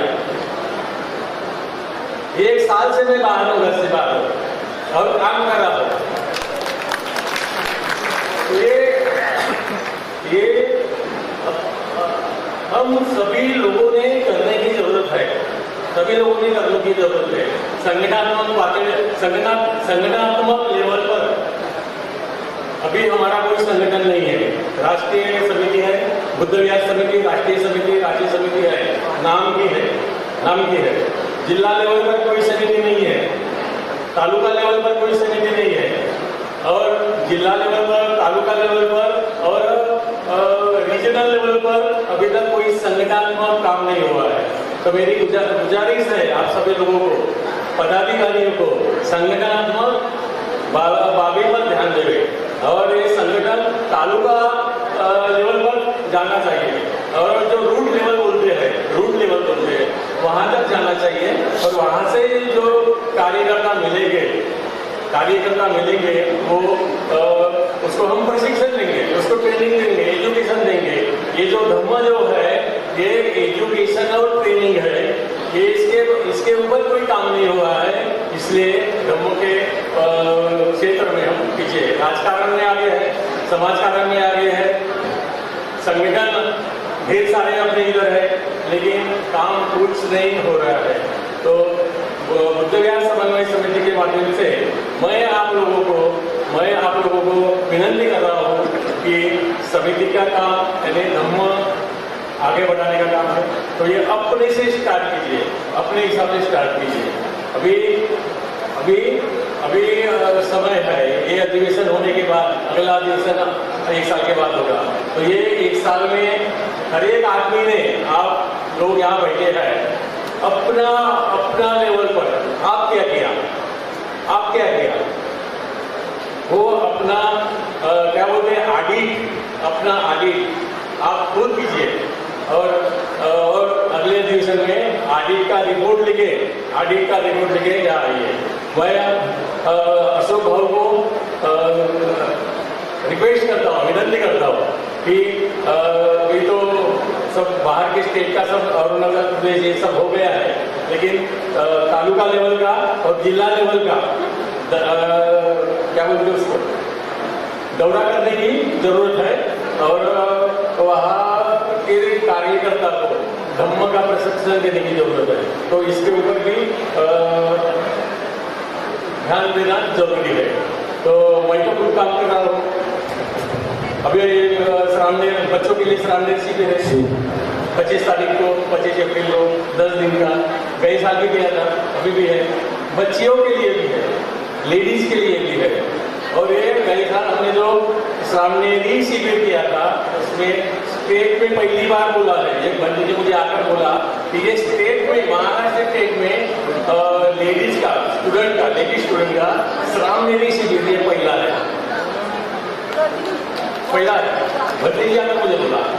और वो गए साल जो शिविर हुआ था लेडीज का, वो अभी बोल रहे हैं, लोग लड़कियां बोल रहे हैं सर अभी ये साल में कौन से तारीख को शिविर है, वो खुद आगे बोल रहे हैं। तो ये करने की जरूरत है, वहाँ लगा रहने की जरूरत है, काम बहुत है। आप मुझे साथ हो गए ऐसा मैं रिक्वेस्ट करके मैं यहाँ रुकता हूँ। धन्यवाद। धन्यवाद महेंद्र जी। अब मैं यहाँ आमंत्रित करता हूँ एडवोकेट प्रदीप गोसावी नासिक से।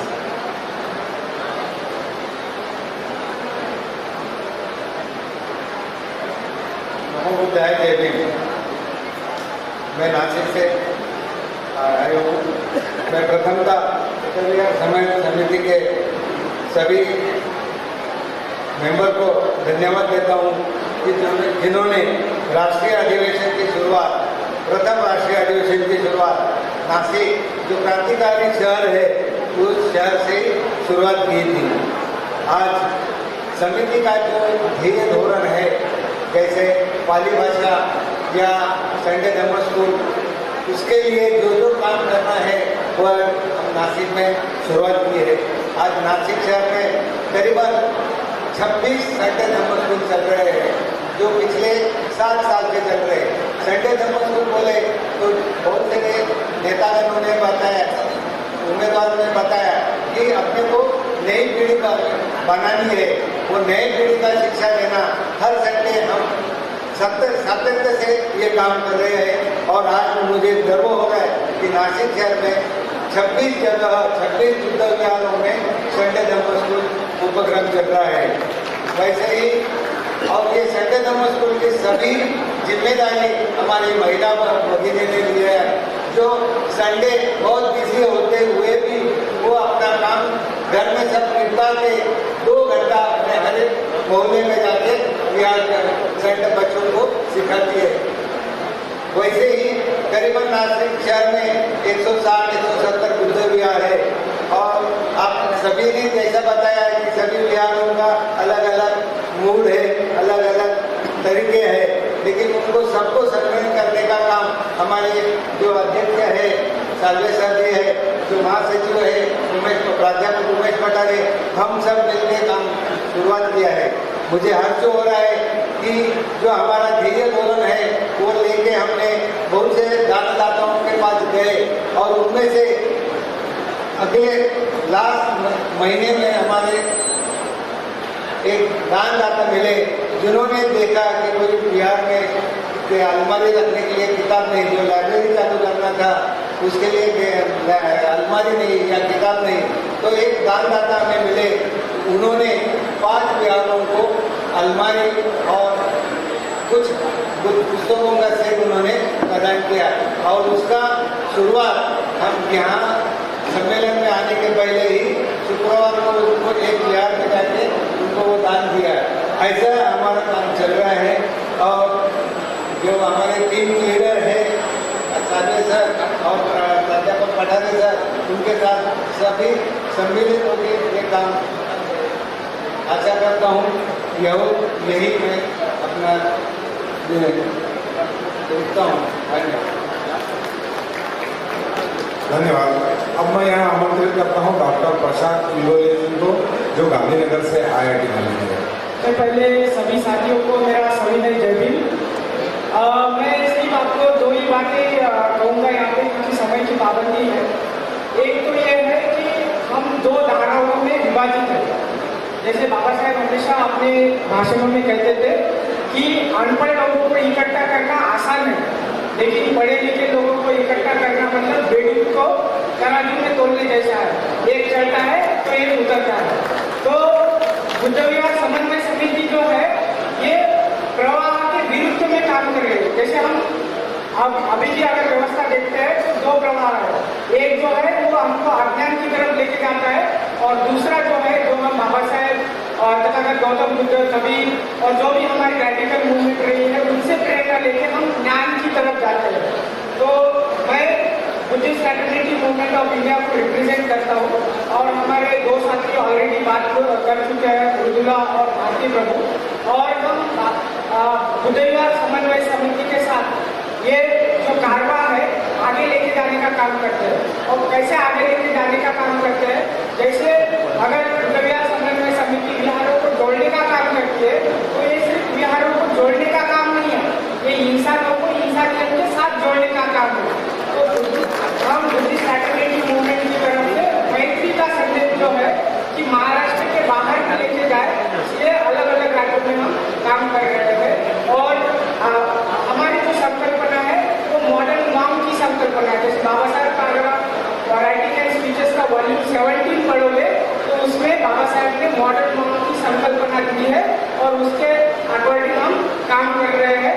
तो अगर हमें एक दूसरे से जुड़ना है तो मैत्री ही एक ऐसा संदेश है, मैत्री प्रचार प्रसार का माध्यम है जो हम इंसानों को इंसानियत से जोड़ा जा सकता है, और जो अभी की जो पॉलिटिकल ताकतें हैं उनसे हम लड़ सकते हैं। इसी के साथ मैं मेरी बातें समाप्त कर सकता हूँ। बुद्ध विहार समन्वय समिति ने मुझे ये संधि उपलब्ध कराई, इसके लिए धन्यवाद। जय भीम। धन्यवाद प्रशांत। इसके बाद में मैं डॉक्टर उल्लास जी को यहाँ आमंत्रित करता हूँ। तो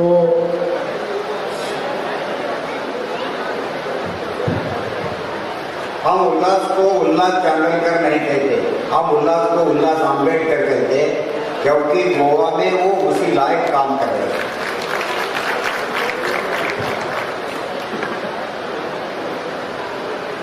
विश्व के पहले वैज्ञानिक तथा भगवान गौतम बुद्ध महानायक महानायिका वृंदावन पर उपस्थित आज के सभी वक्तागण, सामने बैठे भिक्षुगण और सभी को जय भीम, नमो बुद्धाय। सबसे पहले मैं आपको सिर्फ एक विनती करता हूँ कि आपके मोबाइल एक तो 5 मिनट के साइड में रख दीजिए, सभी के मोबाइल। आज का ये जो 2 दिन का अभी जो अधिवेशन हो रहा है, बुद्ध विहार समन्वय समिति जो उन्होंने पिछले 1 साल से काम कर रहे हैं, साथ ही साथ इसको सफल बनाने के हम हर तरह हमने कोशिश की है। तो मेरे ख्याल से हम सभी इस शुभेच्छा के पात्र हैं। तो मैं चाहता हूँ कि सभी हम अपने लिए ताली बजाते हैं समिति का, और हम यहाँ जो इस अधिवेशन में जो शामिल है तो सभी का मैं अभिनंदन करता हूँ, पाहुल के साथ साथ सभी उनके टीम का। तो मैं अपनी बात सब जल्द से जल्द रखना चाहता हूँ कि गोवा जानते हैं कि गोवा फेमस है टेम्पल्स, चर्चिज और पानी समंदर का, उसके बहुत बड़ा बुद्धिज्म का इतिहास है। हमारे जो संबोधि प्लस गोवा का जो स्टॉल है वहाँ पे हमने बुद्धिज्म का गोवा में जो बुद्धिज्म का जो इतिहास है वहाँ पर हमने उसको डिस्प्ले कर दिया है, आप वहाँ पे देख सकते हैं। साथ ही साथ अगर हम देखा जाए कि बुद्धिज्म की जो शुरुआत 2000 BC मतलब ईस्वी सन पूर्व 2000 से 11वीं शताब्दी तक बुद्धिज्म गोवा में था, लेकिन उसके बाद बुद्धिज्म वहाँ से नष्ट हो गया। और हम लोग देखते हैं कि 1991 में पहली सामूहिक दीक्षा गोवा में हो गई। हम अभी बुद्ध विहार समन्वय समिति के द्वारा बुद्ध विहार का समन्वय कोऑर्डिनेशन करने की बात कर रहे हैं, लेकिन एक दुख की बात है कि गोवा में एक भी विहार या संस्कार केंद्र नहीं है। गोवा में एक भी विहार नहीं है, संस्कार केंद्र नहीं है, और इसी का निर्माण करने के लिए हम पिछले 4 साल से समन्वय समिति के साथ और हम पूरे गोवा के साथ हम इसका निर्माण करने की कोशिश कर रहे हैं, और सभी भारत के लोग हमें इस कार्य में मदद कर रहे हैं, इसलिए मैं सभी का धन्यवाद व्यक्त करना चाहता हूँ। साथ ही साथ हमारे जो भारत के जो लोग अमेरिका में स्थित है, सिंगापुर में स्थित है, टोरंटो में स्थित है, स्वीडन में है, साथ ही साथ यूनाइटेड किंगडम में, इंग्लैंड में वो भी हमें मदद कर रहे हैं। इसके मैं सभी का धन्यवाद व्यक्त करना चाहता हूँ। एक बात मैं कहना चाहता हूँ कि जैसे बाबा साहब ने एक सपना देखा था कि हर जिले में, हर स्टेट में विहार होना चाहिए, लेकिन गोवा में एक भी विहार नहीं है। और विहार की क्या आवश्यकता है? अब वो कहेंगे कि विहार नहीं तो आप निर्माण क्यों करना चाहते हैं, कि विहार की क्या आवश्यकता है और धम्म और एजुकेशन की क्या। एक बहुत बड़े भिक्षु ने कहा है कि Buddhism not religion is education. एक भक्त ने कहा है कि बुद्धिज्म इज नॉट है रिलीजन इज एजुकेशन। अगर मैं ये बात कहना चाहता हूँ कि हालांकि शायद बड़ी बात होगी, मैं बहुत छोटा हूँ, लेकिन आज जो ये कार्यक्रम सफल हो रहा है उसके पीछे एक कारण है धम्म है। जितने भी यहाँ पे लोग हैं, जितने भी लोगों ने ये इसके लिए आर्थिक जो सहयोग दिया है, अगर ये हम धम्म को नहीं मानते तो ये सहयोग नहीं, ये 13 या 15 लाख का जो प्रोग्राम है उसका खर्चा है, ज्यादा से ज्यादा जो लोग धम्म को मानते हैं और यही लोगों ने इस कार्यक्रम के लिए आर्थिक सहयोग दिया है। और धम्म के बिना हमारे बच्चे, हमारे जो समाज है पढ़ नहीं पाएगा और हमारे बच्चे बहुत बड़े, हमारे बच्चे ऊंची एक्चुअली पोजीशन हासिल करें सरकारी नौकरियों में या अन्य जगहों पे। और इसीलिए धम्म का कार्य बहुत इम्पोर्टेंट है और बिना धम्म के हम अपने बच्चों को नहीं पढ़ा सकते। और धम्म और एजुकेशन का रिलेशन है कि आज हमारे पास जो भी धनराशि है, जो भी हमारा बैंक बैलेंस है, उसके पीछे एक ही कारण है कि बाबा साहब ने जो हमें संविधानिक जो अधिकार दिए हैं, अगर वो संविधानिक अधिकार हमें नहीं मिलते, क्योंकि आर्थिक स्थिरता अगर हमें प्राप्त करनी है तो सिर्फ 3 चीजें की जरूरत होती है। हमें अगर जीवन में आर्थिक स्थिरता अगर हमें हासिल करनी है तो पहली कि हमारी जो पूर्वजों की जो स्टेट होती है, दूसरा बिजनेस, ये दोनों चीजें हमारे पास नहीं है। हमारे पूर्वजों की स्टेट या हमारे पास बिजनेस नहीं है और एक ही चीज बचती है वो एजुकेशन, शिक्षा। और यही शिक्षा के कारण आज हम इस स्थिति पे है। अगर हमारे बच्चों को, आने वाली पीढ़ी को अगर धम्म नहीं सिखाएंगे और वो अधम्म के रास्ते पे चलेंगे और अधम्म के रास्ते पे चलते हुए कोई भी बड़ी शिक्षा, उच्च शिक्षा नहीं हासिल कर सकता। और इसीलिए हमारे बच्चों को, हमारे समाज को, आने वाली पीढ़ी को हमें धम्म की राह पर ले जाना है। और इसीलिए जब तक वो धम्म की राह पे नहीं आएंगे तब तक हमारे बच्चे, हमारा समाज शिक्षित नहीं होगा। दूसरी बात मैं कहना चाहता हूँ कि हम जो विहार बनाने जा रहे हैं वहाँ पे हमारा जो संकल्प है, केवल वहाँ पे विहार नहीं होगा, विहार के साथ साथ वहाँ पे संबोधित संस्कार केंद्र होगा। वहाँ पे बच्चों को पढ़ने के लिए सभी सुविधाएं होंगी। और बहुत सारे हमारे भारत भर के लोग गोवा घूमने आते हैं और अलग अलग होटल में रहते हैं। कम से कम आप 3000 4000 एक दिन का रूम का भाड़ा देते होंगे, जो रूम का जो रेंट है कम से कम एक 4000 5000 देते होंगे। तो हमने बिहार के साथ ही साथ वहाँ पे सद्भावना तो और होगा ही है, लेकिन वहाँ पे कम से कम 100 लोग रहेंगे, ऐसी व्यवस्था हो जाएगी ताकि हमारे खून पसीने की कमाई समाज के काम आए। हम जो एजुकेशन इंस्टीट्यूट जो निर्माण करना चाहते हैं, उसी लिए हमारे जो लोग गोवा में जो घूमने आते हैं वो अन्य होटल में न रहते हुए हमारे जो एकोमोडेशन वहाँ पे होगा उसकी हम वहाँ पे व्यवस्था करेंगे ताकि हमारा पैसा किसी और के जेब में न जाते हुए हमारे समाज के काम आए। और यही हमारी कोशिश है कि हमारा पैसा, समाज का पैसा समाज के काम में आए। और दूसरी बात है कि गोवा तो बहुत छोटा है, तो गोवा के अभी जो मोपा एयरपोर्ट वहाँ से 10 किलोमीटर की दूरी पे हम ये विहार बनाने जा रहे हैं। तो मुझे बहुत मैं आप सभी लोगों का ये मैं माफी चाहता हूँ कि 3 साल पहले हमने ये प्रोजेक्ट को शुरुआत किया, लेकिन कुछ टेक्निकल या कुछ लीगल जो काम बचा हुआ है वो जैसे ही लीगल काम हो जाता है हमारा जो कंस्ट्रक्शन का काम शुरू हो जाएगा। लेकिन आपसे हमने जो भी पैसा लिया है, हर पैसा जो उसी काम में लग रहा है, कोई भी पैसा किसी और काम में नहीं हो रहा है। और ये आने वाले 5 साल में हमें जो 31 गुंटा इसके ऊपर ये जो बिहार संबोधित संस्कार केंद्र बनेगा। और उसके साथ ही साथ जो हमने पूरे गोवा में, साथ साथ हम बहुत शहरों में, पूरे भारत में हम अपनी टीम के साथ भ्रमण करते हैं। और अभी बस पिछले 3-4 सालों से मैं दिल्ली, उत्तर प्रदेश, कर्नाटका, महाराष्ट्र से मैं घुमा हूँ। बहुत जैसे कल जो मिनिस्टर है अपने जो राजेंद्र पाल गौतम जी, उनसे भी मिला हूँ, वो भी हमारे अपने प्रोजेक्ट से जुड़े हुए हैं।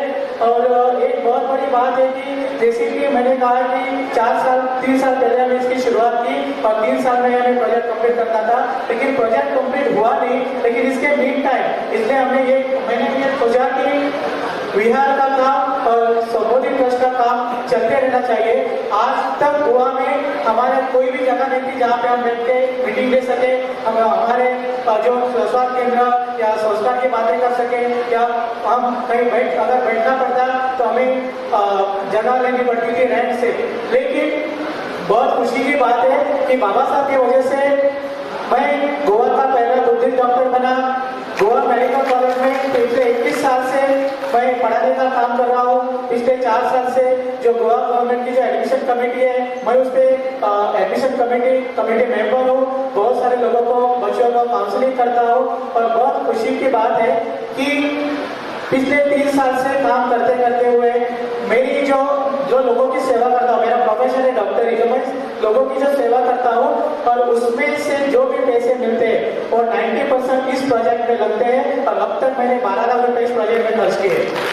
पिछले 3 साल में अब तक 12 लाख रुपए खर्च किए हैं। और एक बात जो आपको पता है कि कोरोना, हमने सभी ने कोरोना का टीका लिया है कि धम्मा और बाबा साहब की जो विचारधारा की क्या अहमियत है, क्या इंपॉर्टेंस है। तो मेरा मानना है जैसे हम अपने बच्चों को टीका देते हैं ताकि उन्हें कोई भी बीमारी लग जाए, बाबा साहब के और तथागत के जो विचार है ये उसी टीके की तरह काम करते हैं, ये सोशल वैक्सीनेशन की तरह काम करते हैं। और जो भी बाबा साहब के विचार जिन्होंने भी चलने की शुरुआत की, उनको कोई भी पीड़ा नहीं होती, कोई भी उनको भूत बाधा नहीं होती, और सब ये जो सामाजिक जो पीड़ा है उससे बच जाते हैं। और यही कारण है बाबा साहब के विचार और बुद्ध के तत्वज्ञान को हमें हमारे समाज को, हमारे आने वाले बच्चों को देने की जरूरत है।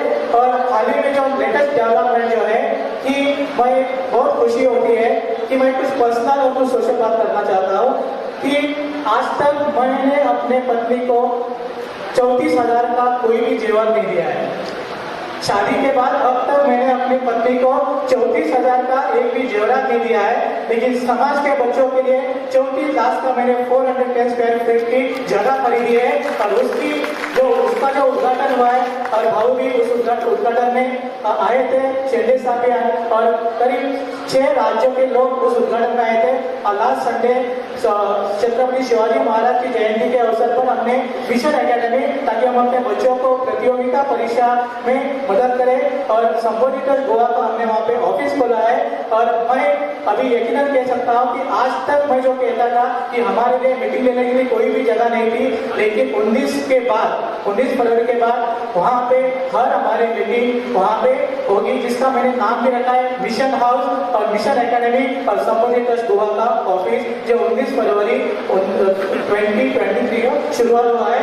और जाते जाते मैं सभी से एक तो अपनी बुद्ध विहार समन्वय समिति और सभी टीम का मैं धन्यवाद व्यक्त करना चाहता हूँ कि यहाँ पे उन्होंने मुझे बोलने का मौका दिया, और सभी जिन्होंने हमें आज तक गोवा प्रोजेक्ट में मदद की उनका भी मैं धन्यवाद व्यक्त करना चाहता हूँ। साथ ही साथ ओवरसीज मतलब America, England, Singapore, Toronto, Sweden, और जहाँ जहाँ हमारे लोग स्थित है वहाँ से भी हमें मदद कर रहे हैं और मदद आते रही है। और अगले 5 साल में हम ये प्रोजेक्ट कंप्लीट करेंगे। और इसके लिए हमने एक प्लान किया है कि मैं बहुत चिकन मटन खाता था। शुरुआती जब मैं कॉलेज के दौरान बहुत चिकन मटन खाता था। पिछले 3 साल में बस मैं अपनी बात 2 मिनट में खत्म कर रहा हूँ। तो पिछले 3 साल में मैंने चिकन मटन खाना बंद कर दिया है, और हर 500 रुपया अपने अकाउंट से ट्रस्ट के अकाउंट में चले जाते हैं, और जिसको 3 साल आने वाले जून में कंप्लीट हो रहे हैं। और अभी बुद्ध विहार समन्वय समिति के प्रति मेरा योगदान क्या रहेगा, तो मैं जैसे ही कल सुबह गोवा पहुंचूंगा, मेरे अकाउंट से बुद्ध विहार समन्वय समिति के अकाउंट में हर महीना 500 रुपये जाएंगे। मार्च 2023 से मेरे अकाउंट से बुद्ध विहार समन्वय समिति, ताकि जल्द से जल्द हमारे बच्चों में, हमारे समाज में धम्मा जाए। और मैंने जो एक प्लान बनाया कि हमारे लिए जो प्रोजेक्ट है ये 9 करोड़ का प्रोजेक्ट है, और हालांकि 9 करोड़ बहुत बड़े होते हैं, लेकिन मैंने उसको सिंपल फॉर्मूला बनाया है जो हमने गोवा में ऑलरेडी उसको इम्प्लीमेंट किया है। अगर एक उपासक हर महीने अगर 500 रुपया दे दे, एक उपासक अगर हर महीना 500 रुपया दे दे तो ये 6,000 हो जाते हैं। ऐसे अगर 3 साल के अगर 500 रुपया दे देते हैं तो 18,000 हो जाते हैं। 500 into 36 18,000 हो जाते हैं। ऐसे अगर पूरे भारत से अगर 5,000 उपासक हो जाते हैं तो 500 into 36 is 18,000, 18,000 into 5,000 is 9 crore। अगर 5,000 उपासक हर महीना अगर 500 रुपया 3 साल तक देते हैं तो 9 करोड़ रुपया राशि खड़ी होती है। और ऐसे अगर 5,000 अगर उपासक, अभी ऑलरेडी 30 उपासक जो महाराष्ट्र से है, गुजरात से है और यूपी से है, जो हर महीना 500 रुपया में बेचते हैं, उनमें से 15 लोग गोवा से है। सबसे पहले मैंने शुरुआत की तो, और हमने जब हम पैसे आपसे मांग रहे तो आपको भी देना कुछ बनता है, क्योंकि हम पैसे सिर्फ इनकम ही नहीं आउटगोइंग भी होना चाहिए। तो हमने ये प्लान किया है कि लाइफ मेंबरशिप, जो कोई एक साल में 6,000 रुपया देगा वो लाइफ मेंबर हो जाएगा। हर महीना अगर 500 रुपया अगर आप देते हो तो आप लाइफ मेंबर हो जाते हो। अगर ऐसे ही अगर 3 साल में 18,000 देता हो तो फैमिली मेंबरशिप बन जाती है। और हमारा जब भी प्रोजेक्ट तैयार हो जाएगा, वहाँ पे रहने की जब सुविधा हो जाएगी, आप जब भी वहाँ पे आएंगे तो लाइफ मेंबर या फैमिली मेंबर के तहत आपको वहाँ पे डिस्काउंटेड रेट पे रहने की सुविधा मिल जाएगी। आप जो 3,000 4,000 जो बाहर पे करते हैं, आपको 1,000 में वहाँ पे रहने की सुविधा हो जाएगी। तो मैं सबसे विनती करता हूँ कि जिनको भी पॉसिबल है आप हर महीना 500 रुपया आप ट्रस्ट के अकाउंट में जमा कर सकते हैं। 1 साल के लिए आप मेंबरशिप हो जाएगी। अगर आप 3 साल के लिए अगर 500 रुपया देते हैं तो आप फैमिली मेंबरशिप हो जाती है। आपका भी 500 रुपया हमारे प्रोजेक्ट में लग जाएगा, प्रोजेक्ट भी तैयार हो जाएगा। और ये जो प्रोजेक्ट है, मेरा एक सपना है, अपने टीम का सपना है। अगर आप आगरा में गए, अगर आप आगरा में गए तो बिना ताजमहल देखे नहीं आ सकते। गोवा में हर आने वाला व्यक्ति हमारा विहार देखे बिना नहीं आएगा। इस तरह का हमें विहार बनाने की हम कोशिश है। और जाते जाते एक जो मेरा सुझाव है समिति की तरफ, अभी हमारे युवाओं को इन्वॉल्व करने के लिए मेरा मानना है, ऐसे और मेरी भी कोशिश रहेगी कि पोस्टर्स कॉम्पिटिशन होनी चाहिए। जैसे कॉन्फ्रेंस है, नेशनल कॉन्फ्रेंस है, जैसे हमारे जो मेडिकल इंजीनियरिंग जैसे कॉन्फ्रेंस होते हैं, जैसे युवाओं को इन्वॉल्व करने के लिए जो पोस्टर्स कॉम्पिटिशन होते हैं, तो ये बिहार जो बुद्धिवाद सम्मेलन समिति के अधिवेशन में अगले साल से युवाओं के लिए पोस्टर्स कॉम्पिटिशन होनी चाहिए। और कॉलेज लेवल विद्यार्थियों के लिए चर्चा सत्र अलग से होना चाहिए, ताकि जो युवा वर्ग है ये इस धर्म के कार्य में जुड़ सके। आपने मुझे सुना, इसलिए मैं आप सभी का धन्यवाद व्यक्त करता हूँ। बुद्धिवाद सम्मेलन समिति का भी धन्यवाद व्यक्त करता हूँ। जय भीम, जय बुद्ध, जय गोवा, जय भारत। धन्यवाद डॉक्टर उल्लास जी। आपके सभी के संयमित सहयोग से आज के इस चर्चा सत्र, प्रतिनिधि सत्र में सबको लाभ हुआ, तो साधुवाद। और आज के प्रतिनिधि सत्र के अध्यक्ष अम्बेडकर उमेश सिलवन जी को मैं आमंत्रित करता हूँ कि आज के इस चर्चा सत्र का वो समापन करें।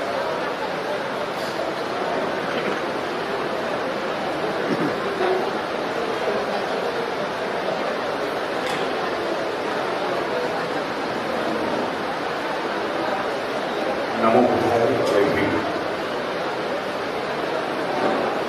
अखिल भारतीय उद्योग विभागों के पूर्व राष्ट्रीय अधिवेशन में बताया विभिन्न राष्ट्र के सम्मानीय प्रतिनिधि तथा महासभाओं में उपस्थित मेरे सारे उपासक उपासिका आप सभी को नमो बुद्धाय, जय भीम। 2 दिन के इस राष्ट्रीय अधिवेशन में हम इस विषय को लेकर चर्चा चल रही है। हमारे बीच कुछ ऐसे प्रतिष्ठित मान्यवर उपस्थित हुए जिन्होंने हमें एक अच्छी प्रेरणा दी, प्रोत्साहित किया, मार्गदर्शन किया और समिति को आगे चलने में एक अच्छी गति कैसे मिले, इसके लिए काफी अच्छा सहयोग और योगदान दिया। अधिवेशन के आयोजक इस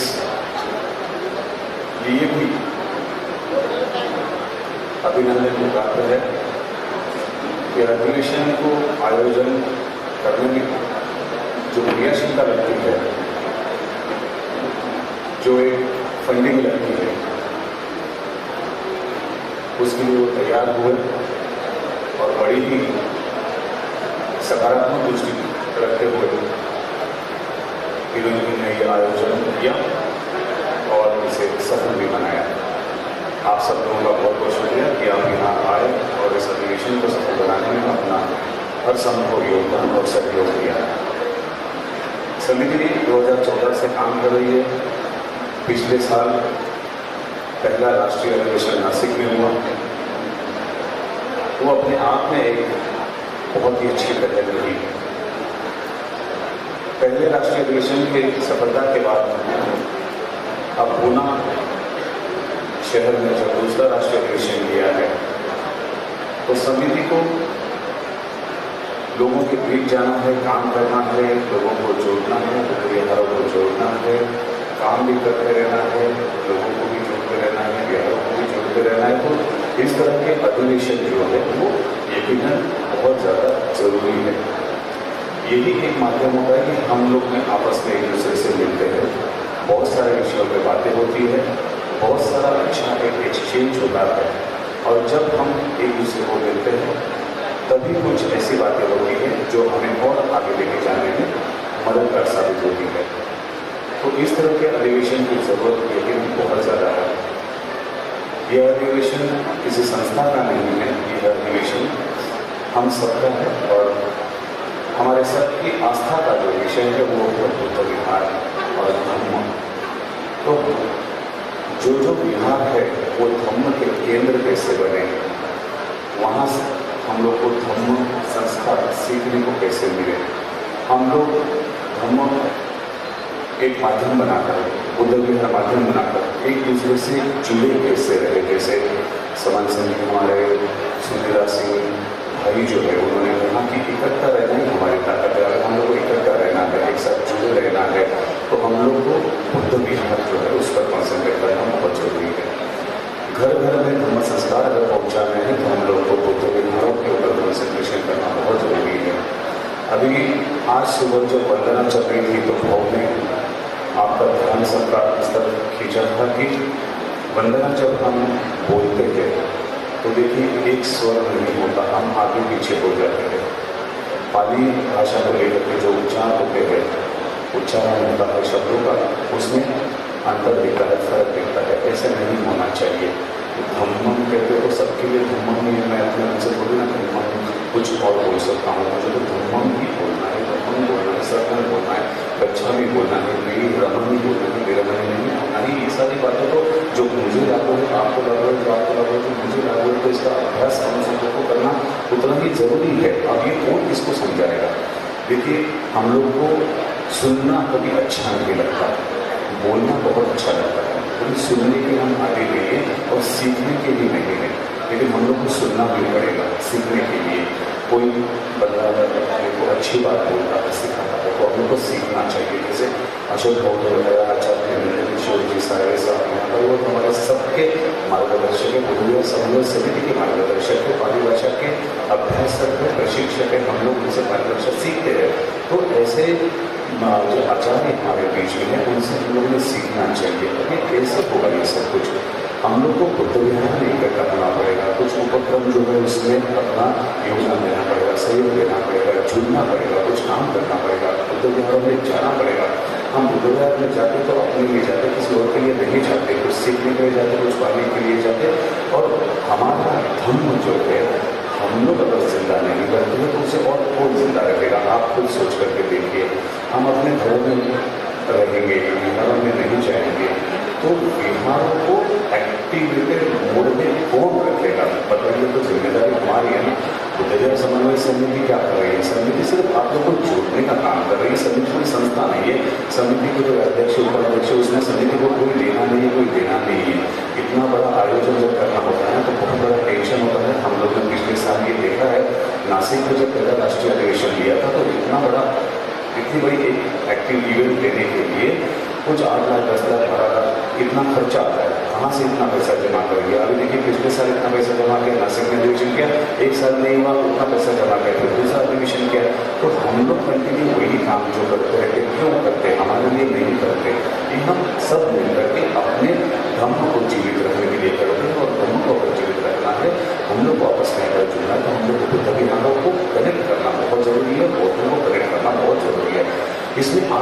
सहयोग बहुत जरूरी है। आप जो 2 दिन यहाँ आते हैं, रहते हैं, हमारे बीच सारे इंटरेक्शन होती है, लोग मिलते हैं, विभिन्न जगह से लोग आते हैं, अपनी अपनी बातें करते हैं, अपने विचार रखते हैं। जब आप लोग सुनते हैं तो होता ये है कि आपको भी थोड़ी सी एक मोटिवेशन मिलती है, इंकरेजमेंट मिलती है, आपको भी ऐसा लगता है कि हाँ हमें ये करना चाहिए। फिर अच्छा है कोई गाइड भी तो कर रहा है ना, अपने को कोई बताता है, अच्छी बातें बताता है, हम लोग कुछ अच्छी बातें यहाँ से लेके जाएंगे। बुद्ध विहारों की जो अभी की स्थिति है उसके बारे में अगर कुछ ना कहे तो भी ज़्यादा अच्छा है, ऐसा हो चुका है। कई सारे बुद्ध विहार जो है वो एक 4 पत्र लगा दिए, वहाँ पर बुद्ध विहार बन गया। वो भी देखो आप ताला लगा पड़ा रहेगा, आपस में बहुत सारे झगड़े दिखेंगे, गुटबाजी दिखेगी, इतना सारा जैसे एक मेरा है करके कुछ लोग उसको अपनी जायदाद समझ बैठे। ऐसे ऐसे लोगों से हम लोग को डील करके रहना पड़ता है। आप लोग जब आते हैं अध्यक्ष में तो हमारी भी ताकत बढ़ती है।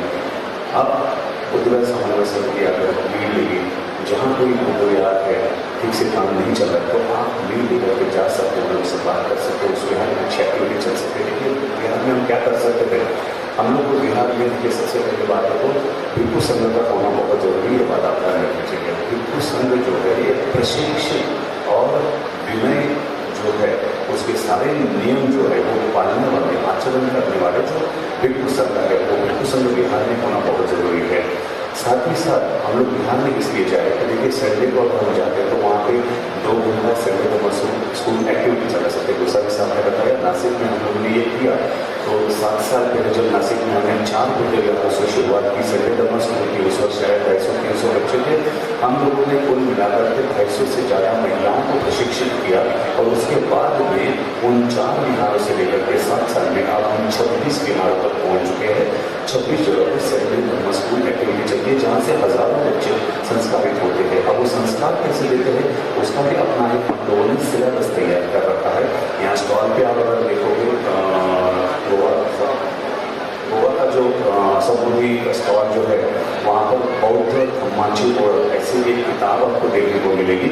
उस किताब के अंदर हमने 52 एपिसोड्स दे रखे हैं, वो आपको संडे धर्म स्कूल एक्टिविटी को कंडक्ट करने में मददगार साबित हो सकता है। इस तरह से हम लोगों ने वो एक एक्टिविटी शुरू की। अब वहाँ पे संस्कार दे रहे, आप भी अपने राज्यों के जो बिहार है वहाँ पे उपक्रम शुरू करें, पाली भाषा सिखाने का उपक्रम शुरू करें, लाइब्रेरी का उपक्रम शुरू करें। बिहारों में हम कितने सारे उपक्रम कर सकते हैं। इस तरह के उपक्रम जब हम बिहारों में करेंगे तो बिहार एक्टिविटी मोड में रहेंगे और हम लोग जुड़े रहेंगे। अब हम लोग वर्षावास एक्टिविटी जब करते हैं वर्षावास तो वर्षावास हमारे नासिक में एक सूरत बुद्ध विहार है, वहाँ पर उन्होंने महिलाओं का एक करीबन 25-30 महिलाओं का एक ग्रुप है वो तैयार हुआ और उन्होंने वर्षावास के चलते 3 महीने धम्मपद का पठन किया। तो धम्मपद जो है उनका रोजना अभ्यास का एक भाग हो चुका था। तो देखिए बिहार में हम लोग बहुत सारी एक्टिविटी कर सकते हैं। बिहार अगर हम एक्टिविटी मोड में रहेंगे तो हम लोग को वहाँ जुड़ने में बहुत आसानी होगी। आप समझने की कोशिश कीजिए कि ये बिहार हमारा कनेक्टिंग पॉइंट है, एक्सेस पॉइंट है। हम लोग को धर्म के संस्कार मिलेंगे, हमारे पास से संस्कार के पहुँचेंगे। घर घर में अगर संस्कार जाने हैं तो हम लोग को बिहार में सीधा बहुत कोई रास्ता नहीं है। इसलिए समिति की ओर से मैं आप सबसे अनुरोध करना चाहूँगा, नम्र विनती करना चाहूँगा कि आप सब लोग बिहारों को एक्टिवेट करने में अपना योगदान अवश्य दें और वो जो एक्टिवेटेड हो गया है उससे लगातार जुड़े रहे, लगातार उपक्रम में शामिल होते रहे। इस तरह का अधिवेशन हर साल होते रहने वाले जो सभी होगा हो सकता है शायद साथ हम लोग अनुभव मिलते रहेंगे और कहीं मिलेंगे जो भी होगा डिसाइड होगा। लेकिन अगर हम अगले साल मिलते तो इस साल से लेकर के अगले साल तक हमने क्या किया, सिर्फ अधिवेशन में आए उससे कुछ नहीं होने वाला, सिर्फ अधिवेशन में बात को सुनी उससे कुछ नहीं होना। बड़े बड़े लोग आएंगे यहाँ स्टेज पे आएंगे, आपसे बात करेंगे, कुछ नहीं होने वाला अगर आप यहाँ से ये मैसेज लेकर के अपनी जगह पे नहीं जाएंगे कि आप मुझे मेरे जगह पे जाकर के वो सब काम करना है जिससे बुद्ध विहार एक्टिवेटेड मोड में रहे और हम आपस में जुड़े रहे। समिति एक नाम मात्र है, समिति बिल्कुल ही नॉमिनल है। समिति को कुछ नहीं करना, जैसे कोई संस्था बड़ी होती है, संस्था बताते कि वो सब काम समिति में नहीं है। आपने सुना, मैं समिति का राष्ट्रीय महासचिव होने के नाते मैं आपसे कह रहा हूँ, हम लोग को समिति को आगे बढ़ाने में कोई इंटरेस्ट नहीं है। हम लोग को धम्म हर घर तक ले जाना है, घर बंदे तक धम्म ले जाना है, संस्था ले जाने में हम लोग को धम्म स्टैब्लिश करना है, बाकी कुछ नहीं करना है, संस्था बड़ी नहीं करनी है। तो इसलिए आपसे जुड़ना जरूरी है, बहुत ही आपको जुड़ना जरूरी है। और ये जो पर्यटन पॉइंट है, जैसे उत्तरविहार है, वैसे ही हम लोग को एक साल में मिलने का एक मौका मिलता है अधिवेशन के माध्यम से, इसलिए हम लोग अधिवेशन में आते हैं। आप लोग हमारे ऊपर विश्वास रख करके यहाँ पे आते हैं, आपका योगदान देते हैं, तब पे जाकर के इतना बड़ा हम लोग ये कार्यक्रम कर पाते हैं और बहुत शुक्रिया होता है आपका। आज वैसे भी देखा जाए, अब समय बहुत ज़्यादा हो चुका है, भूख लगी है, खाने के लिए आप लोग परेशान हैं। यहाँ बहुत सारे जो हमारे राज्य सारे प्रतिनिधि भाई बहन हैं, उन्होंने अपनी बात करके समय कुछ ज़्यादा ही हो गया, तो आपको भूख लगी है, समय भी ज़्यादा होगा, मुझे भी रुकना चाहिए, समय का ध्यान रखना चाहिए, समय की पाबंदी है, बार बार बताया गया है। तो ठीक है, कहने जैसी बातों का बहुत कुछ है, लेकिन अब मैं भी अपने आप को विराम देने की कोशिश करता हूँ, रोकने की कोशिश करता हूँ। जाते जाते आप लोगों से ये बात जरूर कहना चाहूँगा, समिति अगर आपसे कुछ अपील कर रही है तो वो बड़ी ही सोच समझ के की हुई बात है। समिति ने सोचा है ऐसे करना है, तो वो समिति के लिए नहीं सोचा है, वो अपने समाज के लिए सोचा है, धम्म के लिए सोचा है, और इसके हम बातें कर रहे हैं। मैं आपकी जरूर इजाज़त देना चाहूँगा, मुझे बोलने का मौका दें। और ये विभिन्न राज्यों से आए हुए हमारे 24 राज्यों में जो समिति का काम चल रहा है, 24 राज्यों के जो लोग यहाँ पे आए, जो नहीं भी आ पाए किसी कारणवश, तो यहाँ जो लोग आए, और साथ ही साथ बहुत सारे बड़े बड़े प्रतिष्ठित मान्यवर यहाँ हॉल में बैठे हुए, सबका नाम तो मैं यहाँ से दे नहीं सकता हूँ, लेकिन बहुत जगह से बहुत लोग आए हुए। आप सभी को मैं जाते जाते शुक्रिया अदा करते करते ये बात जरूर कहूँगा कि यहाँ से जाते वक्त ये संदेश जरूर लेके जाए कि और कोई करे ना करे, कोई क्या कर रहा है वो मुझे नहीं देखना है, मैं क्या कर रहा हूँ वो मुझे देखना है। मुझे अपने काम से मतलब है, मैं बिहार में जाऊँगा, मैं अपने कुटुंब फैमिली को बिहार में ले जाऊँगा, मैं बिहार को एक्टिवेट करूँगा, मैं बिहार के ऊपर करने शामिल होऊंगा, और मैं संस्कृति को एस्टैब्लिश, हम संस्कृति को एस्टैब्लिश होने में मैं अपनी जो भूमिका है, जो मेरी जिम्मेदारी है, उसको मैं निभाने की पूरी कोशिश करूँगा। बाकी करे या ना करे, मैं जब काम करूँगा तो मुझे देख के और 4 लोग जरूर आगे आएंगे, काम होते ही रहेगा। आपको बहुत सारी मंगल कामनाएं देता हूँ, आप सबके प्रति बहुत सारी मंगल मैं भी यहाँ पर देता हूँ। और मुझे इस प्रतिनिधि सत्र का अध्यक्ष करके आपके सामने मेरी बातें रखने का जो मौका मिला है, उसके लिए भी मैं आयोजक और हमारे सम्माननीय गुरुवर्य माननीय अशोक राव जी, उनका भी शुक्रिया अदा करता हूँ। और आप सब ने जो बात बोली उसके लिए आपका भी शुक्रिया अदा करके रुकता हूँ। धन्यवाद। नमो बुद्धाय। जय हिंद। धन्यवाद। इसके बाद कार्यक्रम का एक मुख्य अंश है, वो संक्षेप में करने जा रहे हैं, तो मैं तनुजा बुद्ध जी को यहाँ आमंत्रित करता हूँ। धन्यवाद। प्रस्ताव रखें। सभी का सहयोग अपेक्षित है। इसके बाद में कुछ फेलिसिटेशन है 2-4 लोगों का, और महत्वपूर्ण व्यक्ति है, उसके लिए भी आप रुके रहिए। और उसके बाद फिर संतागार बोधिया का नाट्य मंचन है, उसके लिए भी रुके रहिए। उसके बाद खाना खाने जाएंगे। धन्यवाद। हमारे आदर्शों को वंदन है, भिक्षु संघ भिक्षुणी संघ को भी वंदन है। बुद्ध